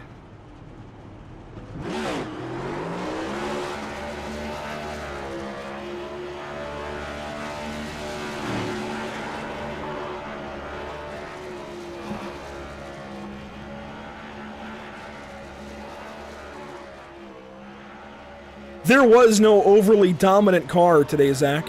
It was just a bunch of guys who were fast, but when it came down to it, I think he was faster. It was just when he wanted to show it. He wasn't overly dominant, but he was faster than the rest. I'll have to agree with you. There was no real clear-cut and dry dominant car for the day, but Brian Smith, what a race. What an absolute masterclass, really. He did an outstanding job today. Those restarts were straight money for car 78. Let's take a look at your unofficial race results when it's all said and done. Oh, wow. Ryan Smith with the race win, Nathan Finnegan second, Ryan Patty, Vincent Loria, Charlie Widener, Cameron Thompson. A lot of strong runs here in this top 10. Brzezowski, we talked to him, Zach, and he finishes ninth. A part-timer who had no front bumper early in stage 1 recovers to a top 10. As far as playoffs go, Charlie Widener, another solid finish, but doesn't have that win yet. Cameron Thompson needed these points. He gets a bunch of them, finishing 6th. I mean, coming into today, Cameron Thompson isn't even on our graphic. So that's a big run for the 7 car. Gladgelich, Gunther needed that in 8th. How about that recovery? Big stories all across the top 10. Yeah, Cody Neal and Brad Delph, though. Cody Neal was desperate to have a good finish today, and after starting 15th, he only made up 4 spots. So that's just a heartbreaker for him after leading laps early on. Brad Delph, Heath Smith, Sean Purcell also leading laps early on. Just a bad day overall for both the Purcell brothers. Cody Eldred, Adam Ball, Thomas Taylor, Anthony Tassio, and Hanover Fist and Devin Schwartz, the first car 1 lap down after getting involved in quite a few incidents tonight. So many drivers who could have had so much better nights that ends in tragedy for them. And as you roll back even further, Brock Hersey, Eric Smith, and some other heartbreaks back here. Timothy Harper in that 12 car, another bad day for him. Stephen Tuck, Evan Patinko, oh my gosh. He is the real mayor of Bad Luck City. It's just been awful. An awful couple of races have dotted his season and really held him back. Kyle Purcell, same thing there. Really awful circumstances for a lot of those guys. To see Clemens and Smith back there out of the race early, and James and Haviland as well. But Brian Smith, what a big win for him. He's already reported to the broadcast booth. He is ready to talk to us. A stage 2 win. A lot of times this season, that has meant that car 78 goes to victory lane, but there was an extra stage in there. And Brian, you still meet us here after the race. How in the world did you get away from that gaggle, those several restarts you had to endure? Yeah, it all came down to that last pit stop, and putting 2 tires on ended up being the right call. I made the decision I'd rather lose the race in my hands as the leader as opposed to someone leapfrog me on pit road and, kind of be at their whatever they do, So I made that decision as soon as I came out with the lead. I felt like it was the right one, and that clean air paid off and got the win. You did everything right in that all clean and green stage 3, but you took 4 tires. Loria took 2, and it sounds like that might have jaded you a little bit as far as you're mentioning. You didn't want an opportunity for somebody to leapfrog you. Is that why you took 2 tires? That definitely had a big role in what I did. I had no idea that they could get away with just fuel, and Vinny and Cody both fuel only as far as I understand, and obviously it was the right thing to do. So I was really thinking Vinny was going to put 2 on at the end too. That's why I ended up doing what I was doing. But obviously that clean air at the end, and Finnegan was really fast and Patty was really fast, but I knew if I got that clean air, it was going to be really hard to get around me at the end. It seemed like as it went tonight, the tire advantage, had I taken 4, wouldn't have been as big of a factor. So it seemed like things kind of leveled off as the track picked up speed. And we go to Gateway next. You already said you're excited for it. Then a road course where we know you're going to be fast again. I mean, is there any track coming up where maybe there's an Achilles that somebody can get you? You know what? I'd tell you the next track I'm not feeling too comfortable about is probably Daytona. So I'm feeling pretty good about the stuff coming up, and hopefully it's a good summer for this 78 car in Outback Motorsports. Good to talk to you once again. Best of luck at Gateway next week. Yeah, thanks. Awesome job with the broadcast, guys. Appreciate it. That's Brian Smith, not second place, 5th win on the season. I gotta correct myself. I'm already thinking about getting second place, and that is going to be the only Nathan Finnegan, who has not yet reported to us. So we'll go down and grab him manually. What a day for the 6 car. Zach, I can't believe you finished second. Neither can I. Nathan Finnegan putting on an absolute masterclass with very heavy connectivity issues. Tell us about your race, Nathan. You were able to hang on with the connectivity issues you were having, and I heard a lot of people are asking you to just park it. Thanks, guys. I I think it's become a bit of a meme around the garage at this point to some extent, and it's sometimes I can tell if people are being serious and if people aren't being serious. Yeah, I mean, we're more than grateful to bring this thing home on the podium. Kind of felt like a bit of a non-factor most of the night. Couldn't really get it dialed in on the long run or the short run, and then finally it started clicking once the sun went down. So had 2-tire strategy, and that got us up there at the end. Well, still we're able to make it work. We heard from our race winner here today, Brian Smith, about the 2 tires versus the 4 tires. Do you think that if Loria was able to get by you, he was going to be able to drive away, or do you think you were still pretty quick on those 2 tires? It's a good question. I mean, I think, we saw the 30 coming. He was hauling the mail right at the end there. I think that went, another 2 or 3 laps longer.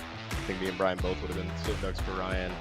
And I think just gauging how many laps are left and how long you can make those 2 tires last for. Anything like 10 to 15, that's about the range you're going to get out of them, and then beyond that, you're going to start sinking. People like got 4.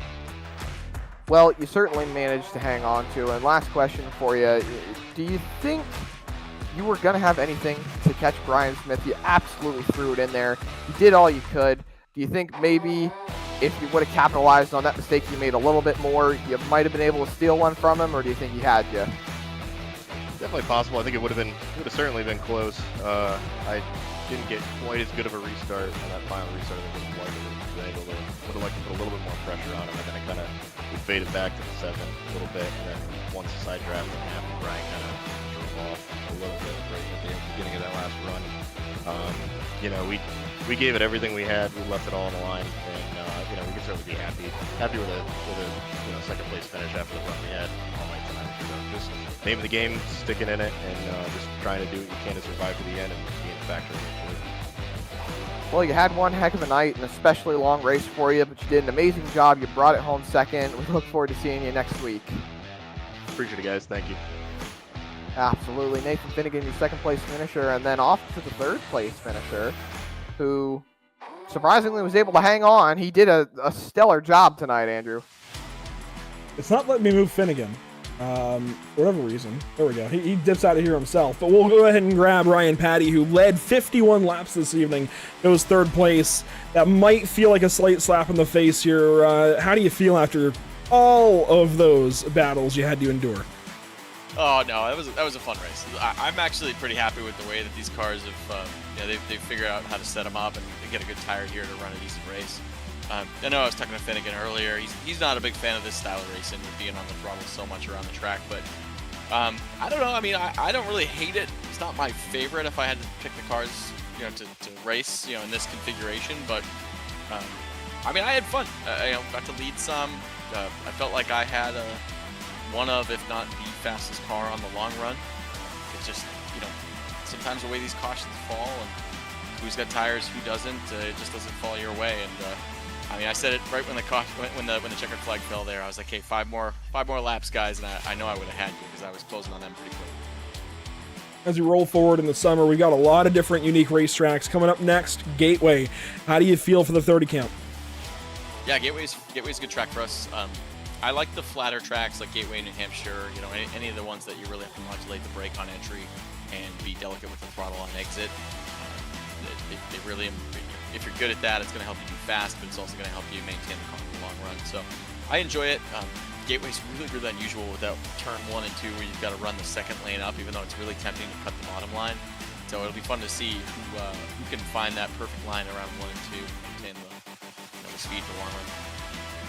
And you had a little bit of contact there at the end. Any hurt feelings or just bent panels? No, I was looking at it. I went back and watched the replay. I saw me in the 4 car. I had obviously protected my right front a little more than he did. I was able to get under him, exiting 4. And I heard you guys on the broadcast. I truly think that he probably didn't get the call that I was to his inside until he was already moving down. So that's fine. And then with the 67 there, he was pushing just like I was. I think we both put the wall on exit a couple of times. When he did that and came down, I thought the race was over at that point because my car pointed toward the infield, and then I almost corrected it out to the outside wall. But with 7 to go, thankfully I was able to hang on to it and just start picking them off to get up to P3. Which, hey, I'll take another podium. We'll just keep stacking up podiums and getting ready for the playoffs. And you passed him too. That's a pretty big deal. Ryan, congratulations. P3 after all of that. A really solid way to follow up a win at Darlington. Thanks, guys. Yeah, no, I appreciate it. Really fun night. Hopefully you enjoyed it as well. Definitely did. Ryan Patty, third place when it's all said and done. Zach, well, we said it already when we were off air during that, I guess not off air, but off mic during that side-by-side. What a race. Absolutely. So many great battles going on throughout the entirety of the field. I was happily impressed. I think there were a lot of times where things that happened didn't need to happen, but we've all made our points clear on how a lot of those incidents went, and I think it still, overall, was a great day. A great race for these guys. A really big day for sure here at Charlotte Motor Speedway, the virtual version anyways, and as we roll on to Gateway next, I can't help but imagine what might be the one thing that can finally get the 78 car to not win one of these races. I don't know. He just keeps winning these intermediate races. He won Las Vegas. He won, let's see, I think it might have been Coda that he went to victory lane next. I think he won at...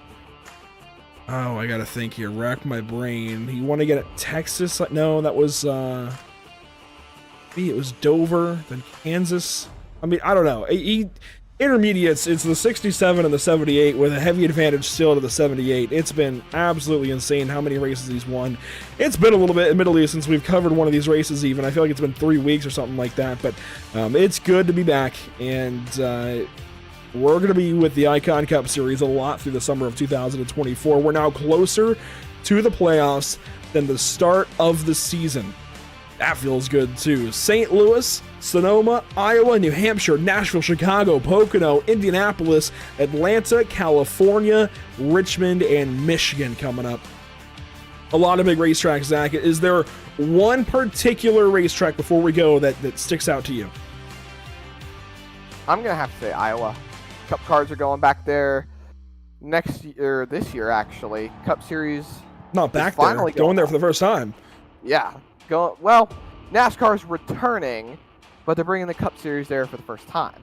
So, really great stuff that I'm looking forward to seeing with the real racing this year, and to see how these things handle on the virtual Iowa Speedway has always been a pleasure, actually. I've enjoyed many of races on Iowa, and there have been a lot of real-life drivers who have credited Iowa for great racing, so I think that's the track that's going to stick out for me. Looking forward to all of these races on your screen. Thank you for being here this evening. A good look at what we're expecting, not only expecting, but what we have coming up the next week or so. 2 Tuesday races, a Sunday race in there. We're going right back here to Charlotte for the Rigel Promotions Victory at Fuel 125 tomorrow night. You can still register. Guys, Icon guys that are still listening, go register. If you're in the Pit Stop TV Discord, there is information in there in the promotions channel. Otherwise, I can get you the information you want to run this race. We'll be right back here tomorrow. You should definitely do that. Only a $5 entry, and you'll be racing for some money. Sunday, we go out to Gateway with you guys, and then next Tuesday, we go out to the Chicago Street Course with the XCal Web Shop Series. A lot of really cool racing coming up. It's all coming to, again, that really big summer stretch that's going to mean so much for these playoffs, and plenty of places to follow along. Absolutely. Facebook.com/PitStopTV, Instagram.com/pit_stop_TV, Twitter.com or X.com, whichever you prefer, /PitStopTV_, Twitch.tv/pit_stop_TV, the main place, the best place to watch Pit Stop TV, YouTube.com/PitStopTV1, and then kick.com/PitStopTV1. But like we said on previous broadcasts, we will be ending our service on Kick relatively soon, if not already. I'm not sure if Andrew's done that yet, but hey, it's going to be coming to an end soon. But we've enjoyed our time on Kick. Absolutely. All these great platforms that we're able to show off, all these great races to you viewers that want to watch at home. Couldn't thank you guys enough for all the views.